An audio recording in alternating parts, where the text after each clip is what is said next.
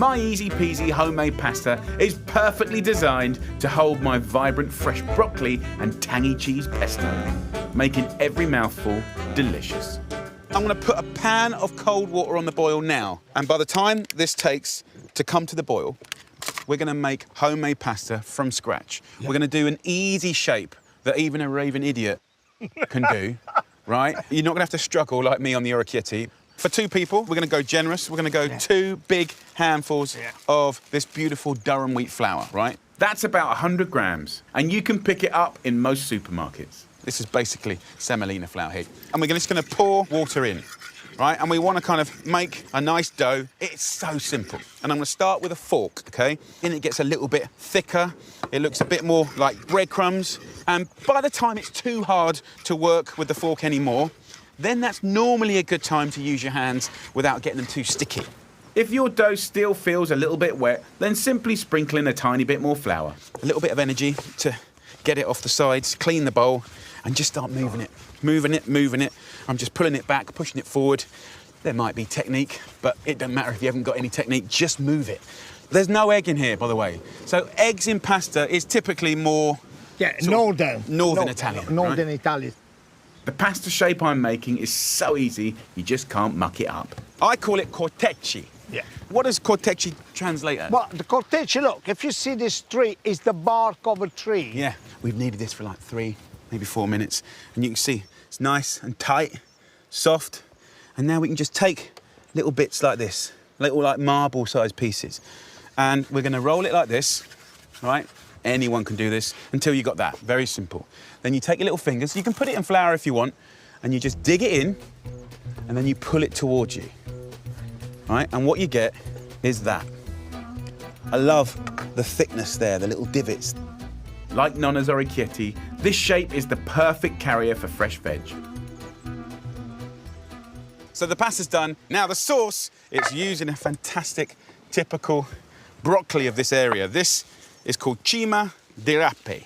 Of course, you could use regular broccoli back home, sprouting broccoli, tender stem, fantastic. So we're going to take the sprigs off here. We'll have these gorgeous broccoli heads there. You can just remove most of the chunky bits of stalk. Take the leaves off, we want them as well. Yes. Those nonnas, they would all have this growing in their garden. Yes. Without question. So what's the difference between this and regular broccoli? This is slightly more bitter. It's delicate, it's bitter, and... It's full of flavour. Full of flavour, but bitterness is not an enemy, right? You can work with it, OK? You can work with it, and with the fat and saltiness of the cheese that we're going to add to it, it's going to be amazing. Right, Gennaro's going to slice up a couple of cloves of garlic. I've got some anchovies here. Now, look, of course, you can buy different anchovies. You can tell this has been made with love and care. You're going to pay more for it. You get an incredible, incredible fillet of anchovy in there. This has been taken from a large tin, and you prep it yourself. Now, what you have to do to understand anchovy is know that you've always got to do something to it, whether it's marinate it, clean it, fresh or cured, it doesn't matter. So using anchovies is kind of like a seasoning. It is. This dish without the anchovies is nothing. Yeah. About 4, do you think is enough? Yeah, it's 4 is enough. 4 anchovies. And then we're going to use some spice from some lovely flaked chilli. For the pesto, just fry up the anchovy, garlic and chilli for a couple of minutes. It started to dissolve, the anchovies. Like butter. Then in with the broccoli. Straight in. Gennaro's going to break the frying now with a splash of water. There it goes. Cook it for like... 2 minutes, 3 minutes. But typically, the pestos that we know are raw, aren't they? Yes, Genovese, especially with the basil. But this is cooked. That is cooked pesto. So let's talk about that. This is new. This is exciting. Why do we cook it? Well, because don't forget they've got little stalk, that little bit tough. Cooking, you can mash it better. So just to tenderise it? Yeah. And now I'm going to put the pasta in the water. It's boiling. Season it well with salt. So this pasta, you know, we just made it, so it probably needs 4 minutes. While the pasta cooks, take your softened broccoli and roughly smash it up to make a wonderful warm pesto. So we've got the flavour there of the broccoli, the garlic, the chilli, the anchovy, right? And then we can put just a little cheese in, right? I'm using grated pecorino, but you can use any tangy cheese you like. And then I'll start adding a little more beautiful extra virgin olive oil just to loosen. And you don't have to, but sometimes it's nice to add just a little lemon juice. Yeah. Just a little bit, couple of drips. Let me just drain this. And there's just enough residual water in there to kind of create a beautiful, light, delicate sauce. Oh my goodness me. And it's pungent. Go on, Gennaro, a little olive oil. Just a little bit of olive oil. A touch. Enough. Look at that. Homemade pasta. All the broccoli went inside the cortecce. Just a final little bit of cheese. Just like Nonna's orecchietti, my pasta and pesto work in harmony to showcase that beautiful fresh broccoli. Salty, savoury, the freshness from the greens. It's a beautiful, fantastic flavour. I love the way the shape of the pasta just sort of holds onto the olive oil and the smashed up broccoli. Beautiful. What are you waiting for? I want to show you how to make the most amazing pizza at home, but I'm bringing back the oven.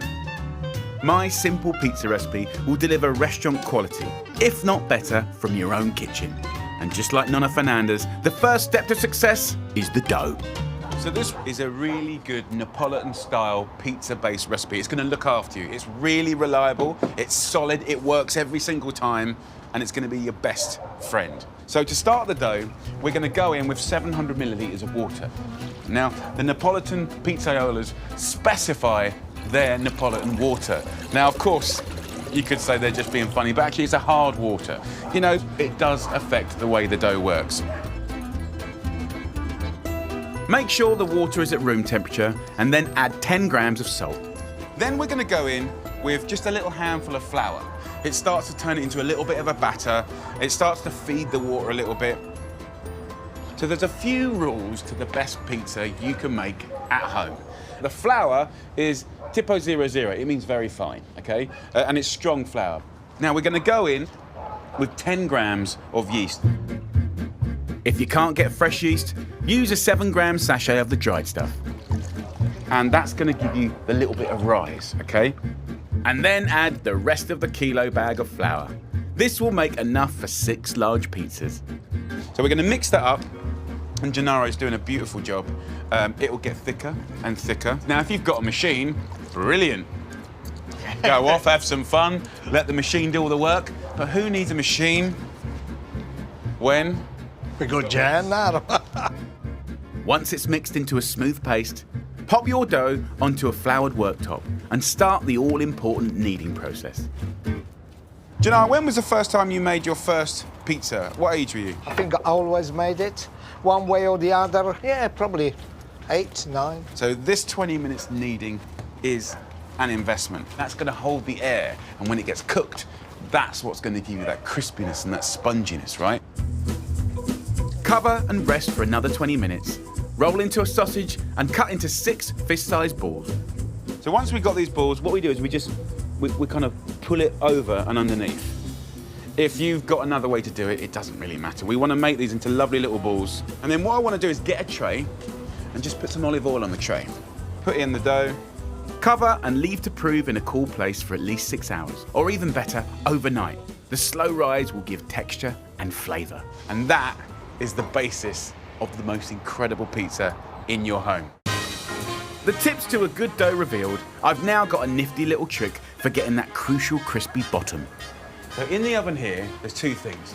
There's a pizza stone and there's a chunk of granite. You can get this from builders merchants, from garden centres. You can get it cut to the size of your oven, right? That is obviously going to hold the heat. Put your oven on full whack and it's time to tackle those toppings. Starting with the ultimate Neapolitan classic, pizza margherita, Named after the Queen of Italy. And as far as the Neapolitans are concerned, this is the only pizza. It is a beautiful beginning. If you can get it right, then you're in a really good place. While Gennaro preps the base, I'll let you into the secret of tomato sauce. And this is exactly how the official margherita pizza makers would do this, right? We take really good quality plum tomatoes. Plum tomatoes are always the A grade. We're not going to cook it. We're not going to add garlic or herbs, right? We're just going to use our hands and scrunch it, right? Like Nonna, there's no rolling pin here because we want to protect those springy air bubbles. Instead, let your hands and gravity gently stretch the dough, using your fingers to shape the crust. This is an easy way to do it. And I create a little board on the side. We call them ellipse. When we put the tomato inside, you know, the tomato won't go out. Do you know I was going to put about 3 tablespoons of tomatoes onto the pizza now? Start from always from the middle. Don't overfill. If you overfill, we come a little bit soggy. And then we've got some cow's milk mozzarella. Not buffalo mozzarella. That's beautiful, but that's really for putting on after the pizza's cooked, so it's so delicate. This is cow's milk. It's drier, okay? So you want about 70 to 80 grams of that lovely mozzarella. And then we want the basil. Now, 5 or 6 leaves, and then a little parmesan. Just a sprinkle of this rich, tangy cheese will do. Then the final Neapolitan touch, a drizzle of extra virgin olive oil. So then we're going to take something flat. We've got a little board here. You could use any chopping board. You could use a piece of like cardboard. Rub it with some flour, and then I'm going to hold it like that. Get a friend to come and just pull it over. Nice and easy. Shape it back into that beautiful round, and he's going to jiggle it about. And it's really important that you get that jiggle. Otherwise it's going to stick. You've got to get your little flip. Top of the oven. In you go. There you go. Close the door. Don't open it, don't muck about, don't let the heat out, okay? We want it just to cook. The residual heat in that marble or in that stone is gonna get it crispy on the bottom. Yes. Beautiful. It needs about 5 minutes in the oven, so time to crack on with number 2. The Neapolitans would have me for this, but I can't resist letting you in on my all-time favourite topping. So good. It's really, really good. If you've never tried it, you have to give it a go. My ultimate broccoli and spicy sausage pizza. Gennaro's really beautifully blanched some broccoli. He's used cima di rape, which is like a sprouting broccoli, but you could use any broccoli, it's fine. And then you fry it in a pan of olive oil, chili, garlic, crushed olives, and sausage meat, right? Imagine those flavours. Be careful not to overload your pizza, or you won't get that gorgeous crispy bottom. Mozzarella or provolone? What do you prefer? Well, we use a little bit of provolone on this one. So provolone, again, you can get this from Italian delis. You can get this from good supermarkets. Provolone cheese has a smoky flavour and a melt that oozes right across the pizza. If you can't get provolone, just use a little bit of mozzarella. Oh my God, this is gonna taste this so good. And the leftover you have, you don't want to make a pizza, just boil some spaghetti, penne, everything, toss them inside, and hallelujah. Okay, hold it for me, just on the side. Ready? Sometimes when you move it over, you lose the shape a little bit. It's all right, we put it back to the shape. We pull the shape back, but we're still jiggling, right? Okay. In we go. Fantastico. So the next one we're going to do is slightly left field, but I'm just trying to give you guys the inspiration that hopefully will get you making up great little combinations. My pizza bianco is like nothing you've ever tried before. There's not a tomato in sight, but an irresistible combo of sweet grapes and red onion, rich oregano and tangy cheese. Delicious. Peel a red onion, cut it really finely. I'm going to take some lovely grapes, whatever's in season, right? It doesn't matter. When grapes cook on pizza, they're so delicious and they look incredible. Grab that gorgeous cow's milk mozzarella again and cover the base with little bombs. No tomato sauce, right? You're just using things like, olive oil, different fragrant vegetables or herbs. It's going to work, trust me. That's good. Muddle up some fresh oregano, pine nuts, grapes and onion and give it all a good rub with olive oil. Don't think that it hasn't got enough topping, right? You want it to be really subtle in what it does. At the same time, you can also add a little pecorino, which is really, really good with the grapes. Remember, the grapes are sweet, the onions are funky, and the cheese is salty. So you really do get a spectacular combination. A little bit of honey. Why not? Just let me put an extra, this one, I love this one. Yeah, peppery, just a second. So, with the honey, yeah. That's going to work really, really well Drizzly. with the pecorino and the grapes.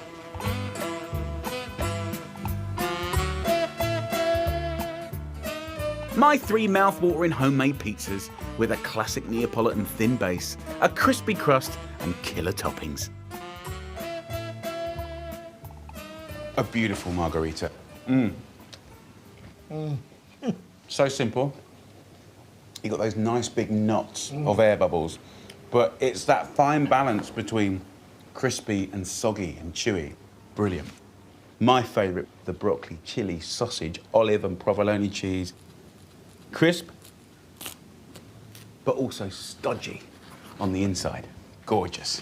Come on, let's get in there. That is a fantastic pizza. Oh, that combination, you have to try it. It's so good. Come on, big boy. Red onion. Yeah, don't grapes. drop it. Put like grapes on top there. Yeah. Oh my God. Sweet and sour, funky from the onions and the cheese. As soon as you break inside those grapes, do you know what? I love it. Delicious. Right, prepare yourself for the best onion recipe in the whole wide world. Really, really, really, really nice. It's a potato and onion al forno with ridiculous and copious amounts of balsamic vinegar, cheap balsamic vinegar. So what I'm going to do is I'm going to serve it with pork. Half a loin, skin off, and it's off the bone. If that skin's off, then I can get on with roasting that pork hard and fast, turn it, turn it, turn it, and it's genius. So I've got a whole load of rosemary here. I'm going to take half away and put it here. And then with this half, I'm going to finely chop. And then once you've done that, get it in your hand and just sprinkle it on your board. Like that. And then I want you to get some pepper, whole load of it, and sprinkle your board. And then I want you to get some salt, whole load of it, and season the board. And then I want to get some fennel seeds, 2 dessert spoons. Don't want it to be a powder, just crack them. And then season the board. Beautiful.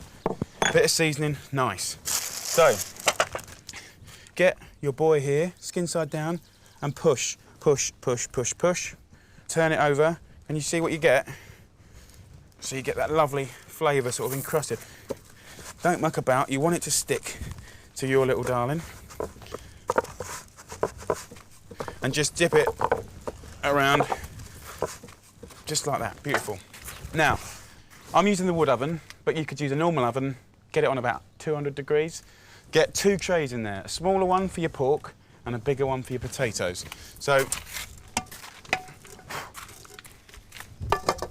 I want to pour some olive oil in there. And I want to put it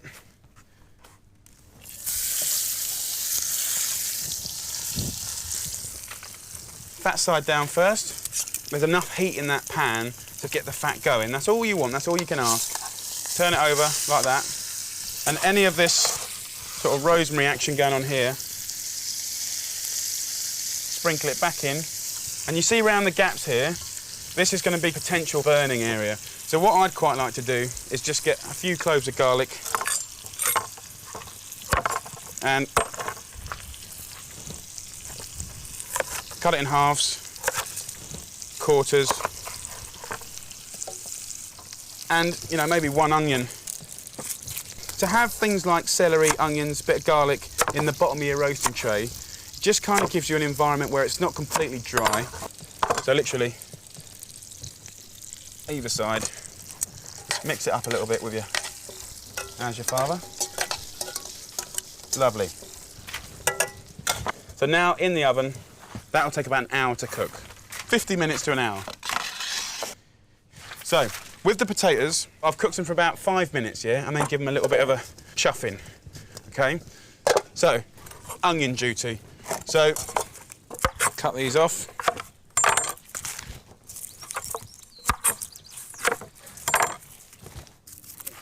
So pick through them. I mean, the reason I love this dish is because in the roasting of an onion, you concentrate the natural sugars in the onion. There we go. He can go straight in half. He can go straight in half. This fella can go in quarters.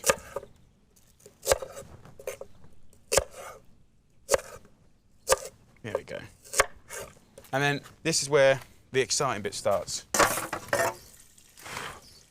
So this is a very hot tray.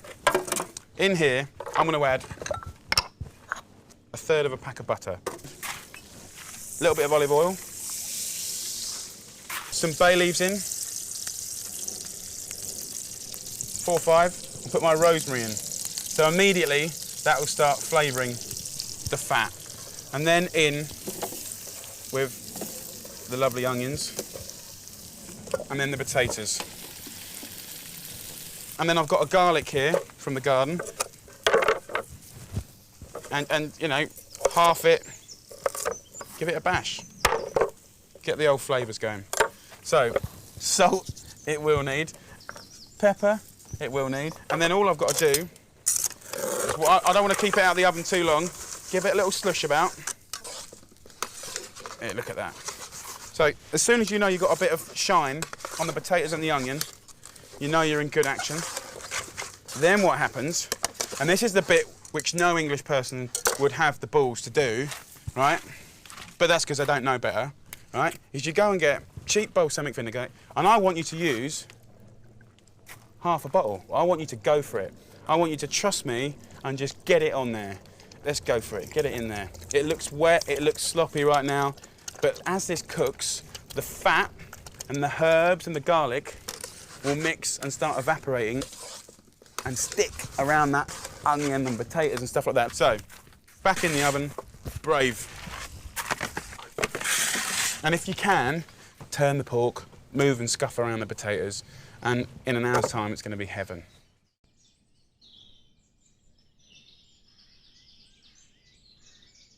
So what I want to do is just rest this for a little bit. Just look at the colour on that, beautiful. So straight on, nice platter, like that.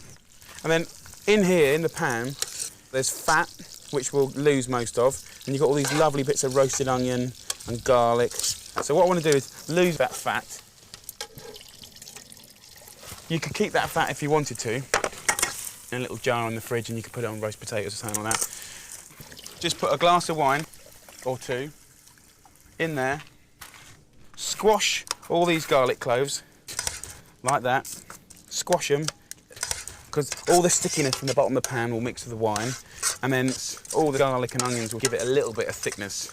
It won't be a gravy as you know it, it'll be like really intensely flavoured juice. So I'm going to pop this in the oven, and then you will have never ever have seen a potato dish like this. Look at these. Absolutely beautiful. Your eyes almost think for a second, is it too dark? Is it burnt? And then you realise actually it's not burnt, it's balsamic vinegar, caramelised. And that is one of the best dishes in the whole wide world. I don't give a monkey's what anyone says. And then just plate it over here on this nice plate. Always do more than you need, because everyone will be back for them and they'll only whinge that you didn't do enough. Really brave, love it. Really, really love it. Rack it up. Look at that. Done. Genius. Best thing in the world. Pork, let it rest for about 10, 15 minutes. Just slice it up as thin as you can, which is normally about ½ centimetre thick. If you're any good with your knife skills, you can probably go thinner. But you don't have to cook the hell out of pork.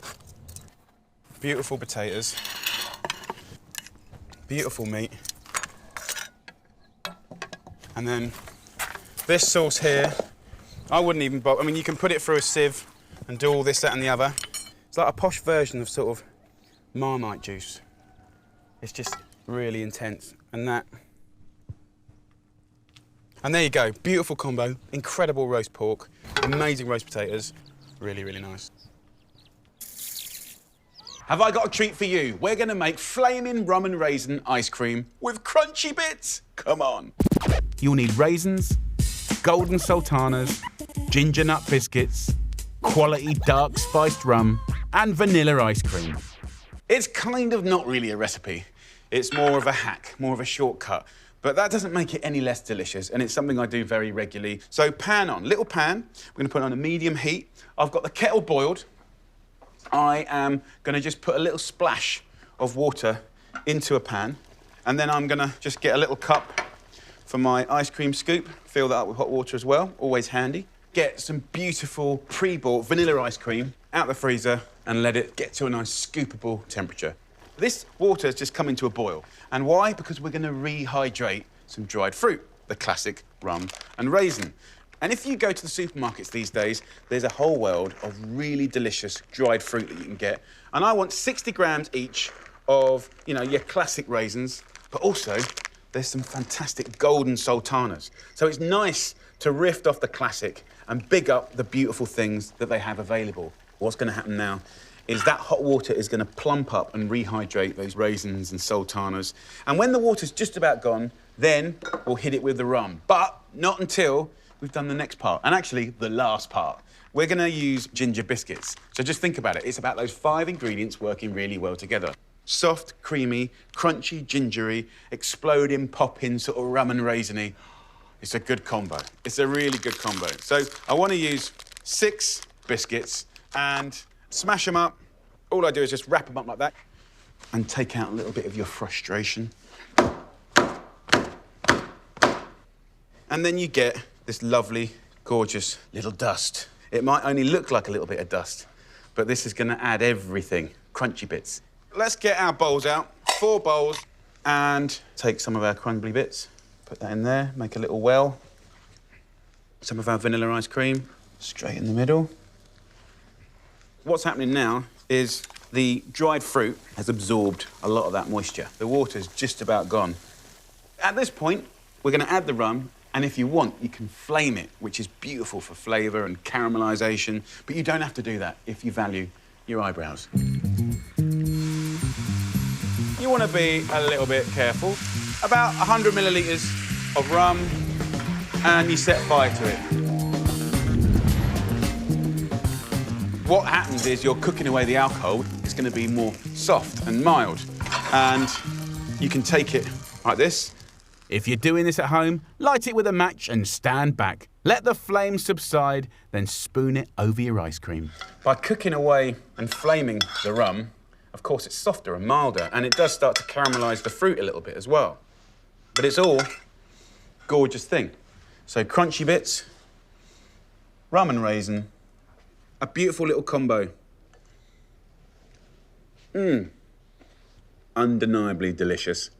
Never get bored of it. Lovely. You need little ideas like that you can do really quickly. Happy days. Rum and raisin, ginger biscuits and vanilla. Always a winner. My flaming rum and raisin wickedly transforms ice cream in the flash of the pan. Time for my frozen banoffee cheesecake. 2 family favourites combined into one super cool, quick and easy treat. Let's have some fun. Frozen banoffee cheesecake. Yes, you know that sounds good. You'll need quality dark chocolate, oaty biscuits, overripe bananas, dulce de leche, and a light cream cheese. So we've got 5 ingredients working really hard to make a really flamboyant dessert, which is delicious, but also cold, crunch, soft, silky. It's going to be so good. Let's get some chocolate melted. So I'm going to use 2 packs in this recipe, but one is going to be for shaving and making everything look beautiful later on.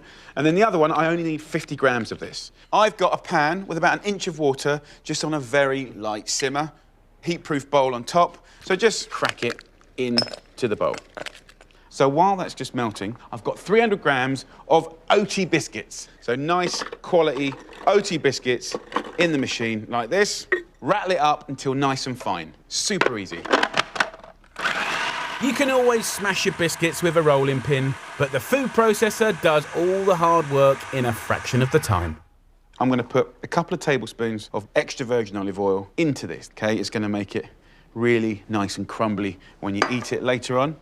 And then this chocolate, which is melted, we're going to put that straight inside.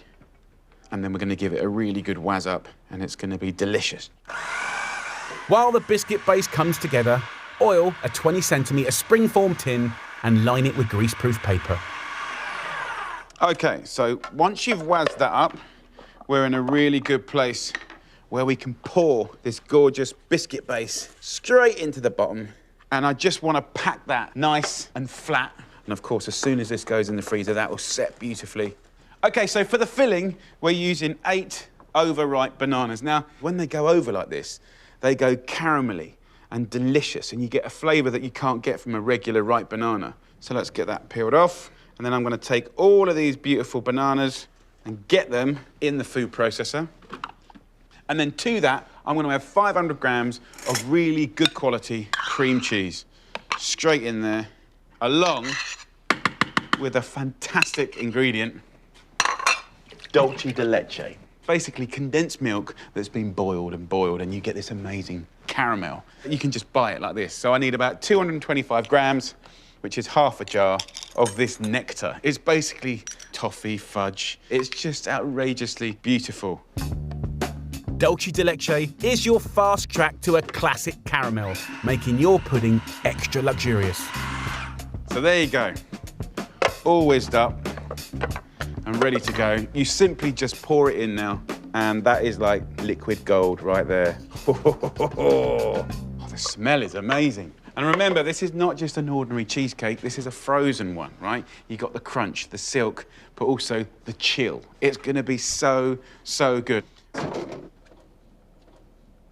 So whack it in the freezer now for at least 4 hours, but let's say you did it the day before, 2 days before, a week before, it's sitting there waiting to be used, but when you want it, put it in the fridge for 2 hours, and that lets it just nicely thaw out and go to semi-Fredo, semi-frozen. So here's one I did earlier,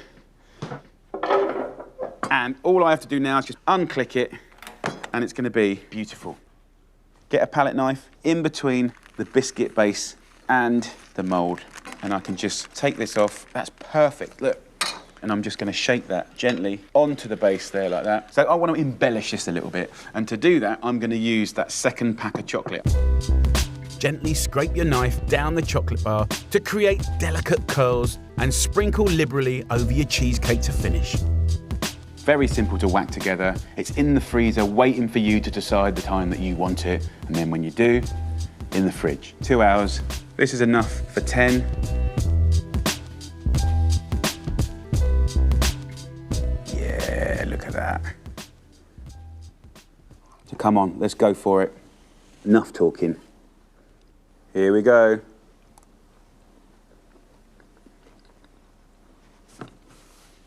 If you did a survey of 1 million people, I'd be amazed if most of them didn't love that. Chocolate, biscuit, caramelly banana, that lovely fudge. Absolutely delicious.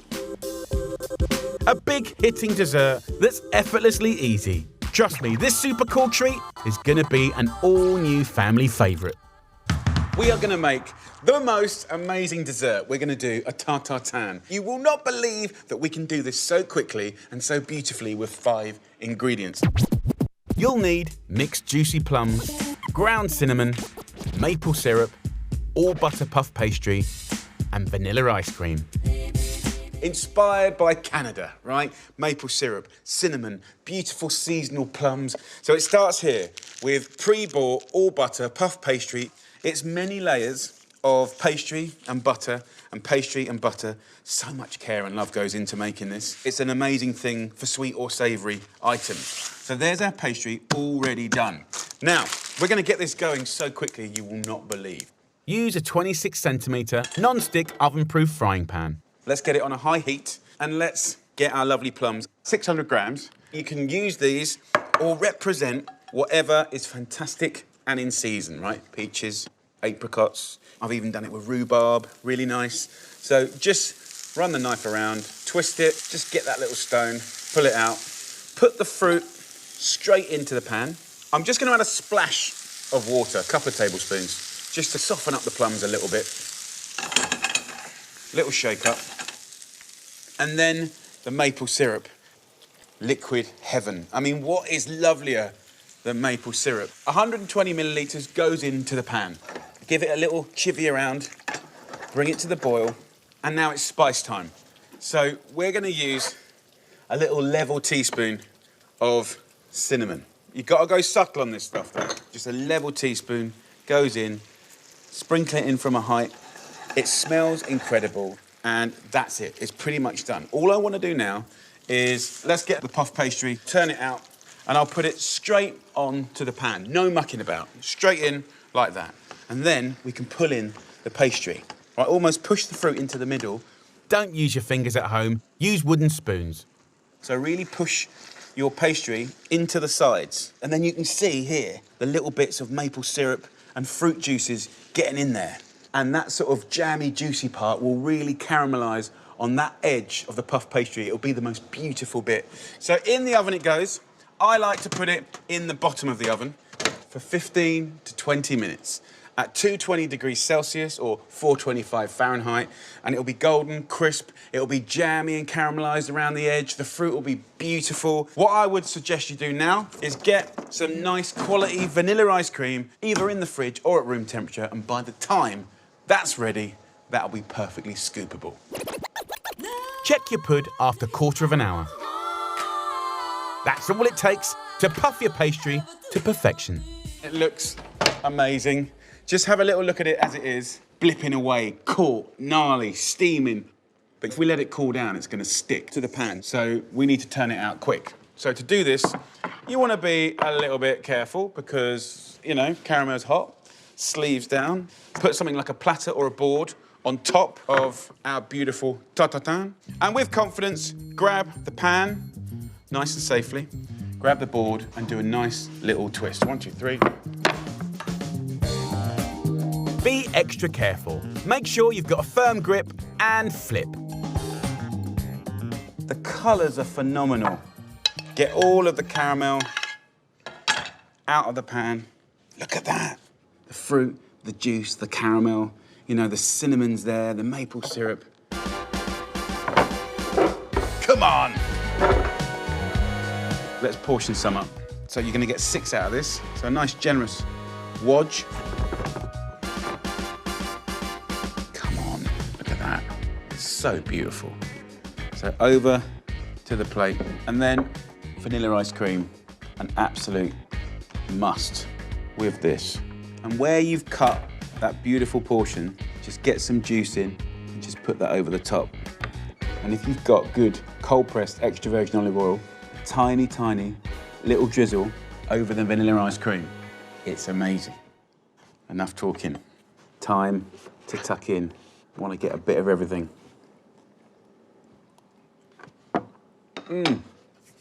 What I love is that where it kind of gets burnt and caught around the edges, they're my favourite bits. What a delicious, delicious and very beautiful dessert that is. 5 ingredients, very simple. My ridiculously easy plum Tatt Tan. A pleasure to cook and a joy to share. I'm going to do my favourite dessert. I'm going to do rice pudding, which is a classic old English dessert. And I'm going to do some beautiful homemade jam, as I've got all the strawberries in the garden. I've got a kilo here. I need another kilo.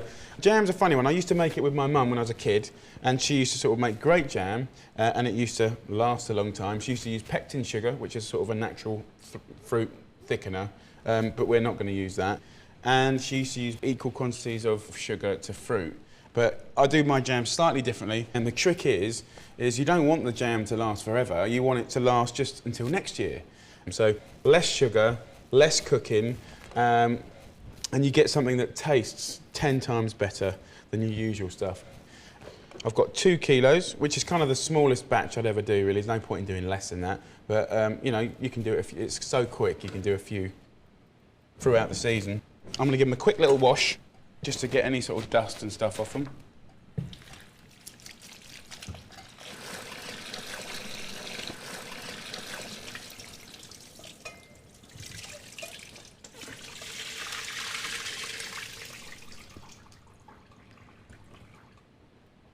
And then, obviously, you can wash off the dust and stuff like that, but also it means when you get some sugar on there, it will help it to dissolve. And instead of using sort of equal quantities of sugar to fruit, I'm going to use about 150 grams to a kilo, so 300 grams for this recipe. Just normal caster sugar. So pour that in there like that. And then with your hands, just scrunch it up, start busting it between your fingers. And immediately it starts turning into this fantastic little pulp. You want to scrunch it up well so the sugar gets completely dissolved into the strawberry juice. And you can see already it's starting to look more like jam. And actually, if you're ever at home and you want a little accompaniment to a tart or something like that, or ice cream, just literally scrunch a little sugar into a load of strawberries. And you can see, just that little bit of sugar makes it shiny and delicious. And then all you have to do is put it into a pan.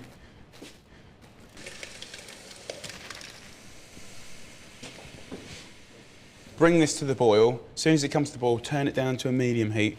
But this is your basic, quintessentially beautiful, fresh strawberry jam. So while that's heating up, I'm going to do my rice pudding. With pudding rice, I just fill up 1 cup. And the thing I love about it, actually, is like, to 1 cup of rice, you know, you can feed 4 greedy people, or 6 normal people. So to 1 cup of the pudding rice, I'm going to add 5 times milk.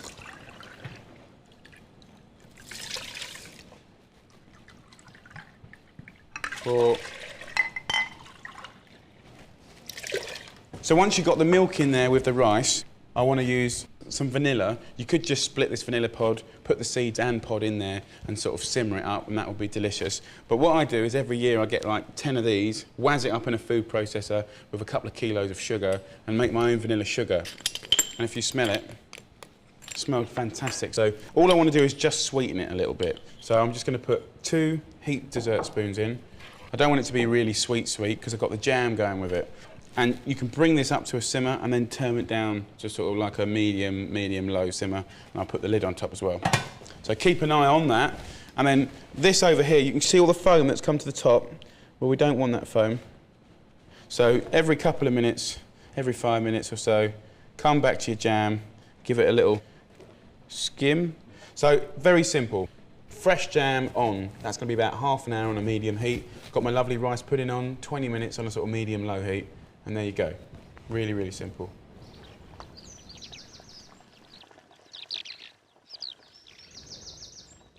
Right, look at this. The jam is absolutely fantastic. It's got a beautiful deep red colour.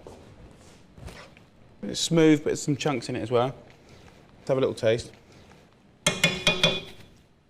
You know, the weird thing is, right, that's only 150 grams of sugar per kilo of strawberries, but I can't imagine wanting any more sugar than that. That is lovely. Sort of tiny bit of sourness, but beautifully sweet. And look at the rice.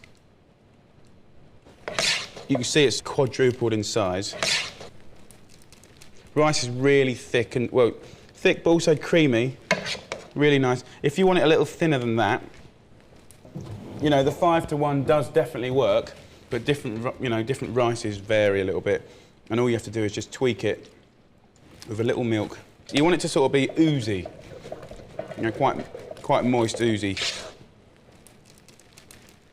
That's a bit better. Right, so to put this dish together, really exciting, simple, comfort food. We're going to serve it up on a platter, really special. So I've got some nice meringues you can get from good, you know, sort of bakeries or supermarkets. I want to smash them up. Just bust them in your hand like that. And the reason for this, really, is just a bit of fun, you know, crunch, crunch. And then I'm just going to put my rice pudding over the meringue. So, I mean, just texture-wise, this is going to be really exciting. And then with the jam, I'm just going to pour it into the middle. I mean, this is what the whole dish is about, the jam. And then with the other end of the spoon, I'm just going to marble it and ripple it.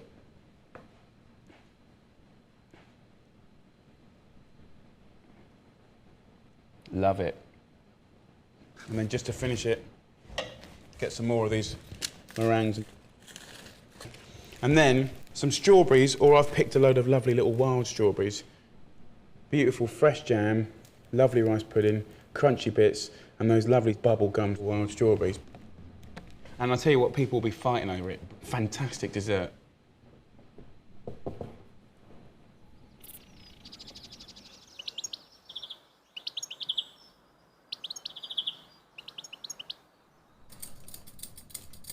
Right, so what I'm going to make is an incredible broth of slow-cooked meat, and I'm using organic ham hock. Ham hock is essentially like a shin.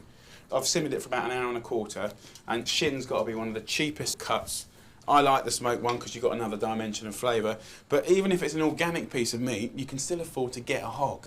And then what I want to do now is just peel some lovely root veggies.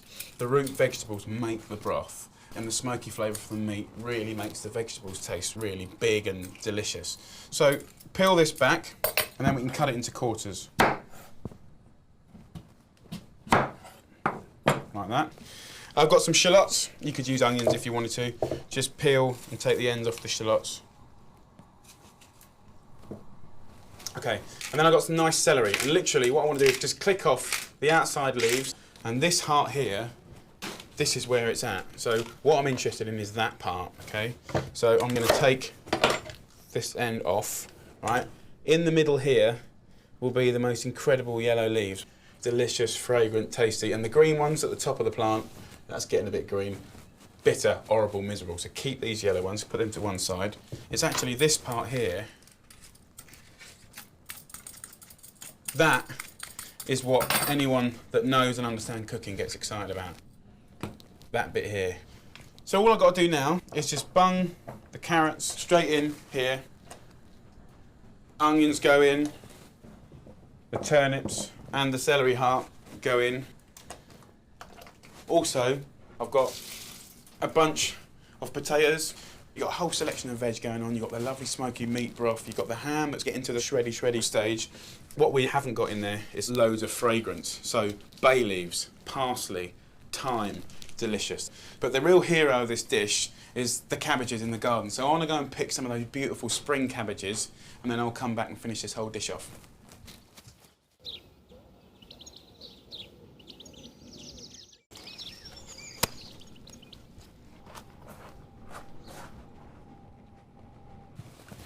Oh, right, got some lovely cabbages and stuff. So what I'm going to do is just trim this all up. I'll keep this part of the purple, which is delicious. And this spring cabbage here, just cut the stalk off, like that. Turn it around like a crisscross, like that, just through the heart, and then literally pull it apart, like that. And what we'll do is we'll just cut. This is the hero of the show, really. And then, literally, what I want to do is, now you can see the meat's shrunk a fair bit, but most importantly, all the flavour's gone into that broth. The broth is now as valuable as the meat, honestly. And look how lovely and tender this meat is. It's like absolute melt in your mouth, proper hearty fare. And then I'll just pour this gently over. Gently, I'll probably get it everywhere. And then all this lovely veg, which is nice and cooked, can tumble in there. Lovely. So I'll get rid of that.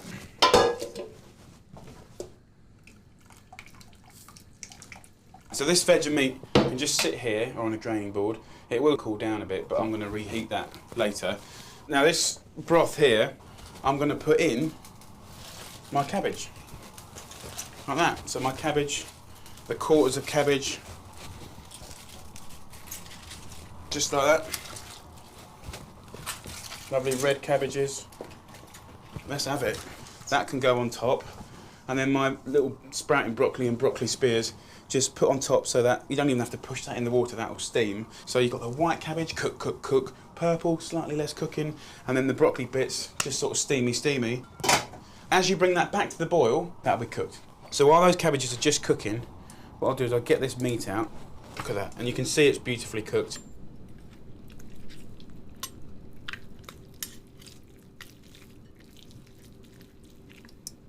So that goes in the bin. What you do now is just pull off any knobbly bits or any fat. It's done its work. And like Peking duck, just use that knife just to flake away chunks of that pork. And just look at the colour. Just brilliant, brilliant. Proper brave cooking. Right, so I've got the lovely meat. These are still hot, but obviously cooling down. Lovely. Just as that comes to the boil, you don't need to do any more than that. You don't need to cook this fella for hours and hours on end. And then to serve it, I mean, look how confident that is. you know what I mean? It's not mucking about. Nice bit of cabbage. Not overcooked, not undercooked, just perfect. So in there.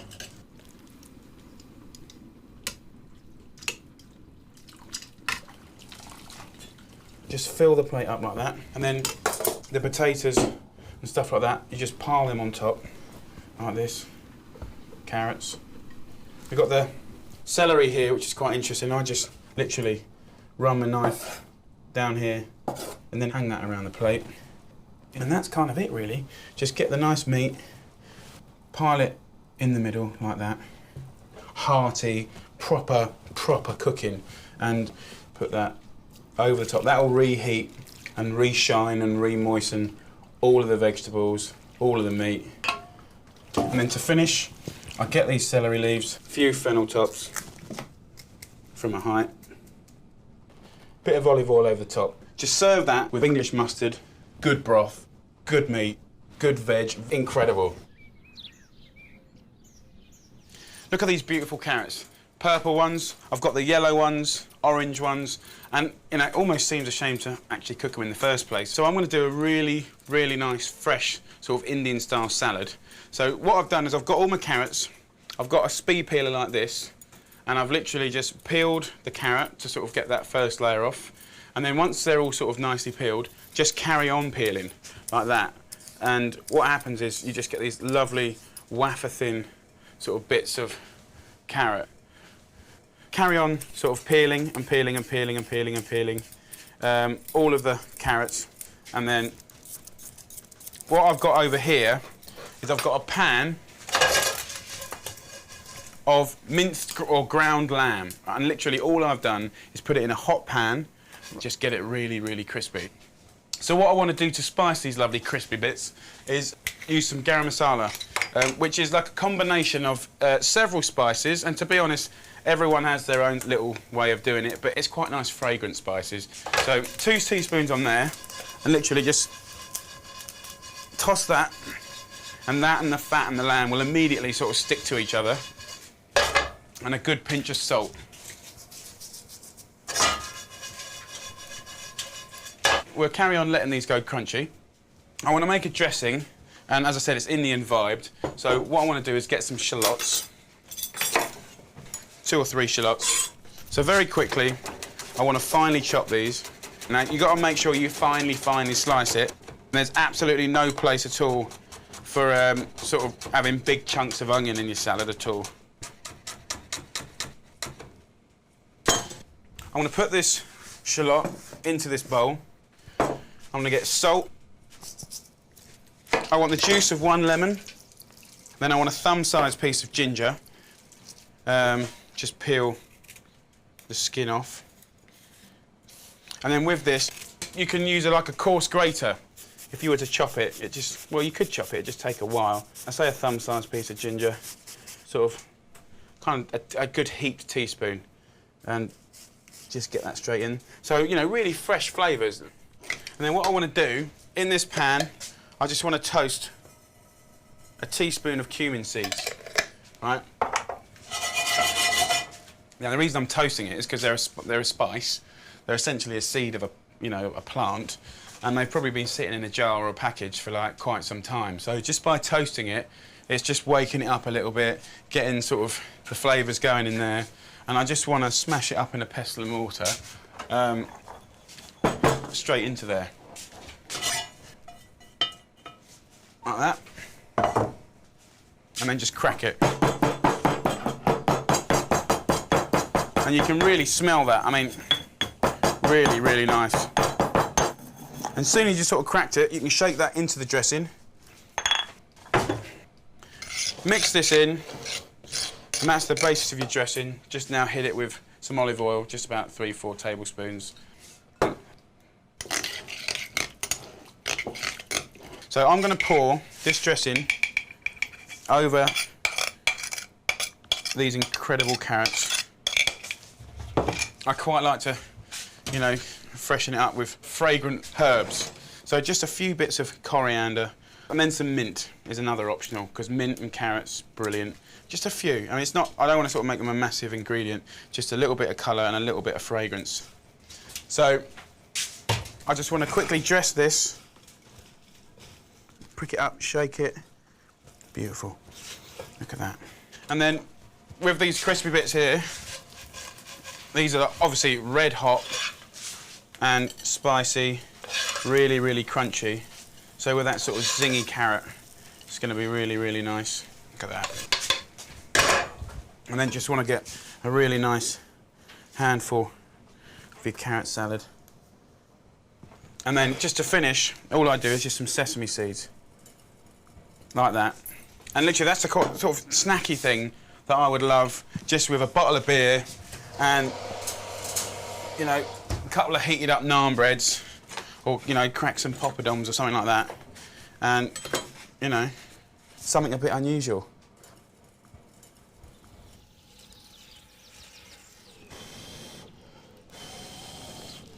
Right, I'm going to do a whole load of barbecue action today. Barbecuing is absolutely brilliant. It's my favourite way to cook, above and beyond anything. Being outside, the smells, wood, charcoal, you know, all of that business, the flavour that it gives your food, you know, even just a bit of meat, salt and pepper, and the barbecue flavour is genius. So what I'm going to do today is go through all the bits of barbecuing, doing it properly, and this in particular is a real favourite of mine, and all it is a roasting tray. I've just got one of my big roasting trays, and I just use a cake rack, you know, to cook everything on, and I just literally put that on top like that. Fantastic. I'm going to cook on this today a whole load of seafood. So I've got prawns, langoustines, razor clams. I've got a whole mixture of stuff here, and I want to get some smoke action going. So a few little bits of, you know, wood, some dry sort of leaves, all that sort of business, just on the barbie, sort of like that. That'll create a nice bit of smoke. I've just pruned a little bit of bay leaves, which they sort of, there's oil in them, so they sort of go up quite nicely. So get that on there.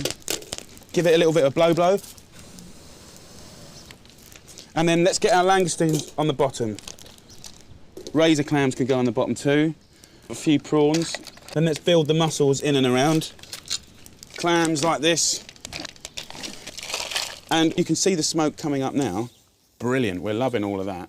Get yourself a Pyrex bowl. Pyrex is obviously heat-proof, heat-treated, and you can just gather that around like this. Can you see all that smoke? And what's going to happen is all of those lovely shellfish, the langoustines, the razor clams are just going to be like cooking away nicely, but smoking, you're going to impart that beautiful flavour of smoking. So that, dead simple, bit exciting, bit different. It's going to be top drawer. Now, to go with it, I'm just going to do a dressing, an equivalent of a dressing. So I'm thinking shellfish. I've got to be light, but I can also be a little bit kicky. So chop up some herbage first. Parsley, fennel tops, mint, and you can just use a knife, or I'm using a mezzaluna, just to sort of chop these little mamas up. Bit of chilli, seafood works really, really well. Cut the chilli, sort of, probably just use half of it really, and then just chop the chilli into the herb. There's something about chopping them into each other, which I think sort of helps along the flavour a little bit. A little bit of lime zest will not do anything apart from just help the story. You know, you get that kind of lemonade-y, limey sort of flavour. And once you've done that, you can chop that into it as well. And I'm going to brush this into the bowl. So just squeeze some nice lime juice in here. Extra virgin olive oil, 3:1. We want the lime to be a little bit too acidic, because once we get all the fish in there and the fish juices, it will sort of kick it back down again. Right, that's brilliant. So what we can do is, if we look back down here now on the lovely seafood, I think now we can actually remove bowl, and we can start being intelligent about who's open and who's not. They've had their little smoke session for about 3-4 minutes. So I'm just going to pull off all these shellfish now that are cooked. It's lovely just to watch them opening up. See that lovely juice coming out? That juice is what we're cherishing, really. I mean, just look at that. I've got hot seafood, I've got the juices from all the shellfish, I've got that lovely fresh dressing, which is slightly limey. You don't have to do much more than that. Absolutely delish. You know, this is a brilliant, brilliant thing to do at a barbie. That is unusual, it's unpredictable, it's a delicious, cool little dish, which I'm really, really proud of. Okay, right, so I've got all my beautiful cos lettuce leaves, and what I want to do is I'm going to do a Caesar salad, and I'm adapting it, and I'm doing my version, and my version is all about maximum flavour. Chicken legs. I ain't interested in no breasts, right? I'm interested in the legs. You can tell when a chicken's good when you just literally pinch it, and if it comes off like that, happy days, yeah? So, sticky, crispy, and lovely. But the trick was, I bashed up a load of rosemary, bit of olive oil, salt, pepper, rubbed it over the chicken, and put it on top of some ripped up bread. So what happens is, as the juices and the fat cooks out of the chicken, it cooks into the bread. Got all that chicken goodness, all that. You know when you roast a chicken, you get all that sticky marmite goodness in the bottom that you make your gravy out of? Right, that is in my bread. So ultimate, you know, croutons. I haven't diced it up because, you know, because I've got a life, really. I've just torn it up. I think it looks much, much more rustic. The other ingredient is smoked bacon or pancetta. It's top drawer. And you can literally just lay it again over the chicken, and we're going to put it in just until golden. So that's going to go back in the oven. And I think the original geezer didn't put anchovies in it. I prefer anchovies. Get yourself some nice, good anchovies. If you don't like anchovies, don't put them in. But, you know, by the time I finish with it, you won't taste it. It's just going to give you, you know, a beautiful sort of salty seasoning. I'd use pestle and mortar. You could do it in a liquidizer or a processor if you wanted to. About 2 or 3, you know, for sort of 6 people. You can use a little bit of this oil. It's generally just olive oil, so not the really good quality olive oil, but no point in wasting it. And garlic. I think go pretty easy on the garlic. Half a clove, maybe even a quarter of a clove. Otherwise, it's going to be hot. You know how garlic can be really hot. So that's probably fine, actually. And I'm just going to smash this up to a pulp, to a mush.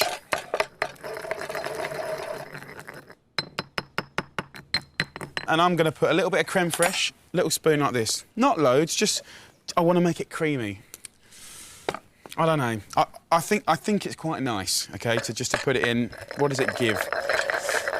I just think it sort of like sticks to the leaves sort of slightly nicer, and adds to the flavour of the whole thing. I want a good lemon, but you could use really good quality vinegar, and Parmesan. So, finely grate like a little handful of Parmesan, and you're going to adjust this Parmesan with the oil and with the lemon juice. This is the whole thing about dressings. If your dressing ain't good to start with, well, it won't be good when you put it on the salad leaves. So, you know, if we, you know, it's all about sort of blending it, really. There we go. Right, so that's looking pretty good. So it's like a dry slop now.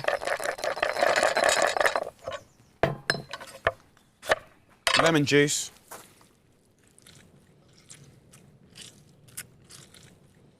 So olive oil. Again, 3 parts olive oil to 1 part lemon juice. I'm not going to season it with salt yet because we got the anchovies in there and we got the Parmesan.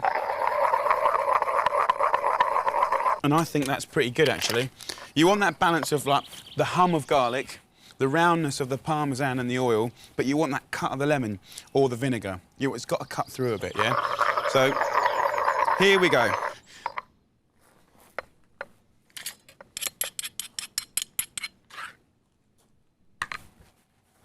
In this bowl, I'm going to do Caesar salad, modern day style. I'm going to just tear it up. You know, I'm going to leave the smaller leaves whole.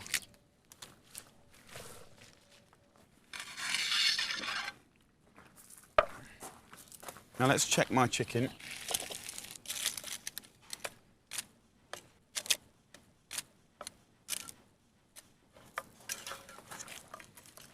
But you can just see how I can tear this chicken. Don't have to do it any particular sort of neat way. Just get that lovely meat off the bone, sort of shred it. And all I'm going to do is just sort of run my knife through it just a few times. Delicious. And then the croutons, you can kind of just roughly chop up or snap at with your fingers if you want. And for this particular one, the skin's really crispy.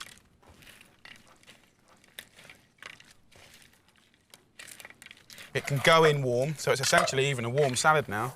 And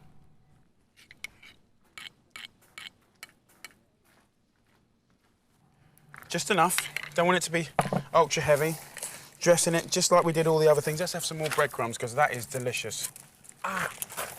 Snap them up. It's lovely. Ah. Right, but this is the sort of thing, you know, if you're gonna be camp about it, just put it like that. Finish with a few bits of nice parmesan. And don't waste those lovely little camp violas, which I'm all into. When you've got someone important coming round, bird, boyfriend, mother-in-law, whatever, everyone's always sort of racing to do like flash stuff. Do a Caesar salad, but make it the best one they've ever tasted. Make that chicken delicious and sticky and crispy skinned. Make the breadcrumbs and the dressing just punch around the face. Delicious. Good stuff. Really impressive. Right, so this dish I'm going to do with the runner beans, I need to sort of prepare them first, and that involves taking the little rooty bit off the top. This is a brilliant little invention, so cheap as well. I put my bean in like that, and then there's little blades at the side that take this sort of stringy bit out, and then there's obviously a whole load of blades in the middle, and then you get this lovely sort of bean, and it sort of, you know, cuts straight through it.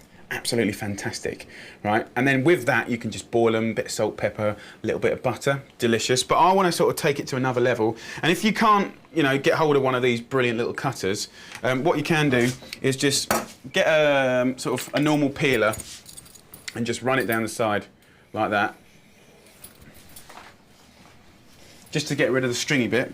And then literally put it on the table and cut at an angle. And they're pretty quick to prepare, so you can do that if you haven't got one of those. Once we've got this lovely pile of beans together, what I want to do is I want to flavour them, and sort of the classic sort of best friend of beans actually is garlic. I want one, let's have 4 garlic cloves here. It's about enough for 4 people.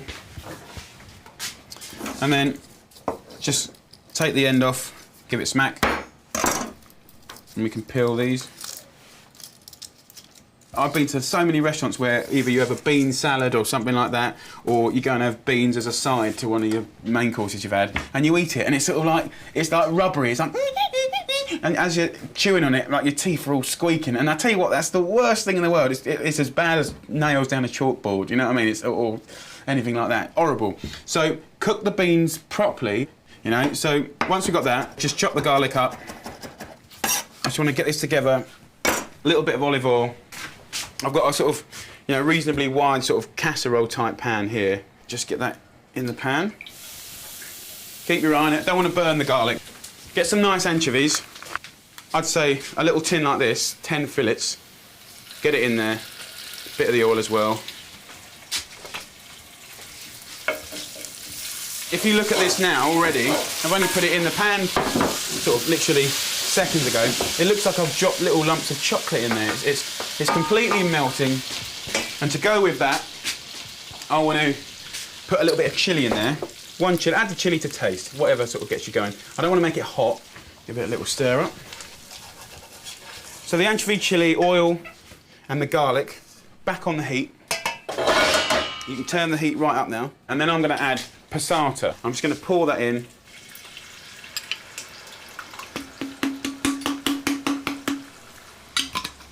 And what I want to do is sort of begin to start doing things with the beans that you probably might not do, which is use rosemary. I don't think rosemary and beans is a particularly common pairing, but certainly I think what it does do is put a sort of meatiness and a savouriness in there, which is really lovely. And then just literally pick up the beans and pour that in there as well.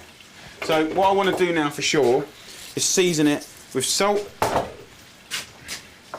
and a bit of black pepper. Lid on top.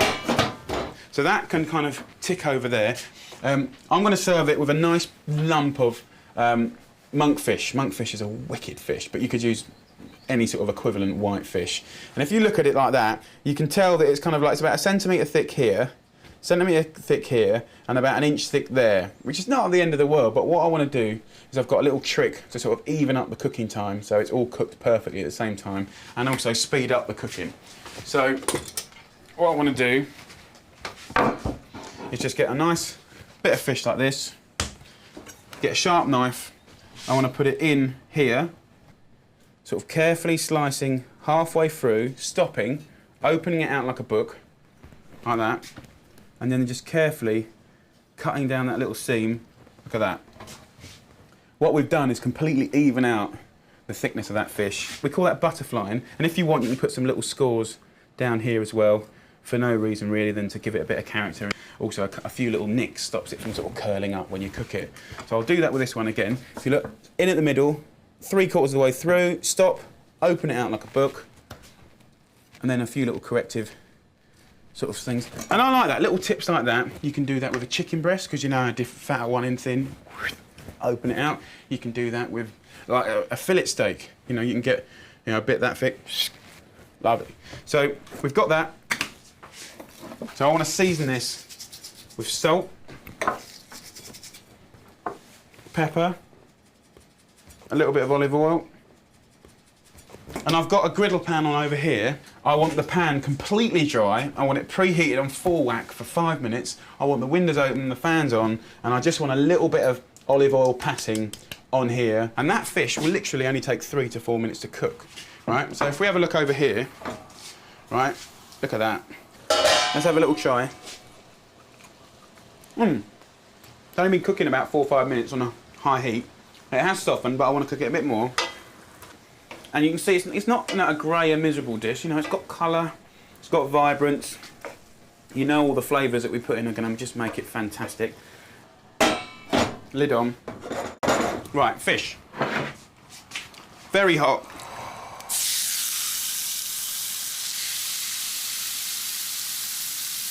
So while the beans are on and the fish is cooking, I'm going to make this thing called gremolata. And I have no idea what it means, but essentially the classic is garlic, lemon, and parsley. And I quite like to muck around with the parsley sometimes and use thyme or rosemary, but I'm going to do the classic today. Nice bit of parsley like this. And this is where I just think someone really clever with whoever invented it is genius. Gremolata, essentially, is a fragrance enhancer. You know, sometimes you make a stew, and if you think about flavours of being sort of like here to here, right? You know, when you do a stew, the flavours are very often sort of around sort of like, ooh, nice, comforty. And someone who invented this is genius, because when the stew's finished, wham, we got this sort of lemon zest, you know, so you get that fragrance, really delicate, like sort of sharp flavours, you know. You get the fragrance of parsley, and you get a little bit of raw garlic. It just peps it up. So chop the garlic into the lemon zest, and then get that into the parsley. And you can do it in kind of the time it will sort of take me to turn this fish over. Lovely, look at that, that's what I want. Beautiful.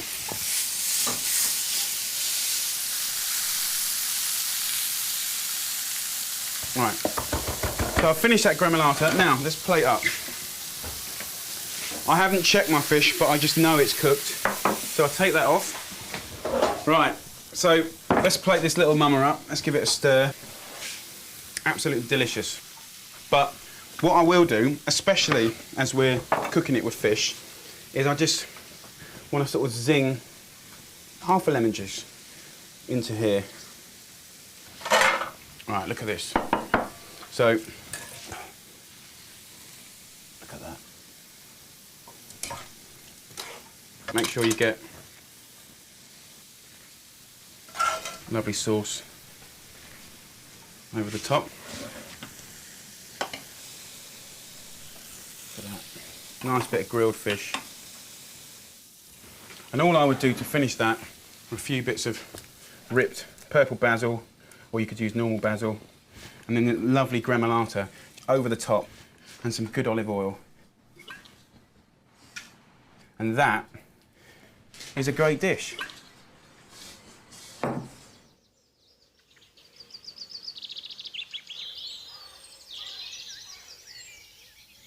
Right, what I'm going to do now is a beautiful sausage stew, sausage sort of casserole. And the thing I love about this is it's all in one tray. So I'm going to do it in the wood oven, but what you do is get yourself a tray, put it on the hob, get it reasonably hot. I want a sloosh of extra virgin, a couple of tablespoons, And I've got some lovely pancetta. Just lay this pancetta, or you could use smoky bacon, straight onto the tray, like this. And as soon as it's kind of reasonably crisp and golden, we can pull it out. Now, to go with it, what I've done here is I've just taken out the stalks. You've kind of obviously made an incision in the tomato. So what I want to do is I want to sort of scald. You know how you put tomatoes in water to blanch it, 40 seconds, skin comes off. I'm going to do that, but without water, I'm going to do it in the oven. So I'm just going to get literally our bacon, you can hear it sort of sizzling away. As soon as that crispens up, we'll jump on it. Now, herb-wise, flavour-wise, bay leaves, 5 or 6 of those, some oregano, some rosemary, nice meaty herbs. Right, have a look at this. So you can see all the lovely fats come out of this bacon, pancetta. Right, and what I want to do is just push the bacon to one side and then just click off a few of these lovely little leaves straight into the fat, and they'll start frying. And that will flavour the fat again. That's what we want, the flavour in the fat. 6 or so bay leaves, oregano off the stick, and then rosemary. You can go pretty generous on the rosemary. Rosemary and pork, rosemary sausages, rosemary tomatoes. God, it works really, really well. So mix the bacon back in, and then I want to get these tomatoes, sit them on top of the oil, and obviously the bases of those tomatoes are exposed and have the core taken out, so that's a brilliant journey for the juices to sort of cook out of, leaving you with a lovely tomato, sort of keeping reasonably whole. So just line these up. Here we go. Look, that fills it right up. Brilliant. Once we've done that, this can go straight back in the oven, just to sort of blister the tomatoes. I've got these lovely sausages here, and just get a little bit of olive oil and just rub it all around your sausage. Lovely. So I can hear by now the tomatoes have had a fair bit of action. 3-4 minutes in this oven, maybe 5 in your normal conventional oven. But what I want to do now, you can let them cool down a bit if you want, or use some tongs, but I like to just sort of pinch off the skins. So literally just pull them off. And that's the thing about this dish. There's not that much going on in this dish, but it will be brilliant. It will be a little showstopper, but you do have to buy good sausages, and you do have to pull your finger out and have a little sniff around the market. Get yourself some good, ripe tomatoes. And any ones you can't get off, don't worry about it, because you can pick them off the stew at the end. It's just to get the worst of them off, really. And then just, with a spoon, just mix it up. Try not to break the tomatoes up. I don't want, you know, I'm not making a tomato sauce. That's not interesting. I want to do a roast tomato sauce, and that's different. I want to keep the size, I want to keep the chunkiness, you know, the lovely fat from the bacon, the herbs, the different kind of more robust herbs. And then these sausages, which have been sort of tossed in the oil, just can be dangled in and around, and you want to just push them in between your tomatoes. So they're all going to cook together. All I want to do is get a little bit of garlic. I'm not going to peel them. Just going to put them in and around. That will flavour the sauce a little bit, but we'll squeeze all that lovely sweet garlic out. And that's sort of it. A little drizzle of olive oil, and then a little seasoning with some salt and pepper. The best bit of the dish now is the slow cooking. So I'm going to put that in about 180 Celsius, about 350 Fahrenheit, and I'll turn the sausages maybe once or twice in that time, and it'll be delish.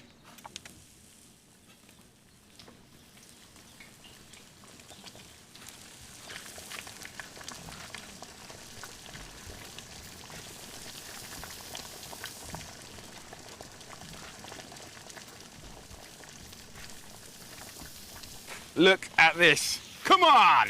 Fantastic. And if you imagine being that sausage, right, roasting on top, and underneath all the tomatoes and herbs are cooking into the sausage, and the sausage is cooking into the tomatoes, beautiful. We definitely need something to mop up all those lovely juices. It could be polenta, it could be rice, it could be some really big chunky pasta, and chop the sausage up and toss it all up. But I think this, get a nice bit of bread, cut it up like that, give it a nice rip up, and then get the lovely tomatoes in on top of that bread, like that. Get a few nice sausages. Look at that, all the juice at the bottom. To finish it, a little bit of balsamic vinegar. Just a few little drips around the sauce, and that is just going to mix in a real treat. But that is a cracker, absolute cracker.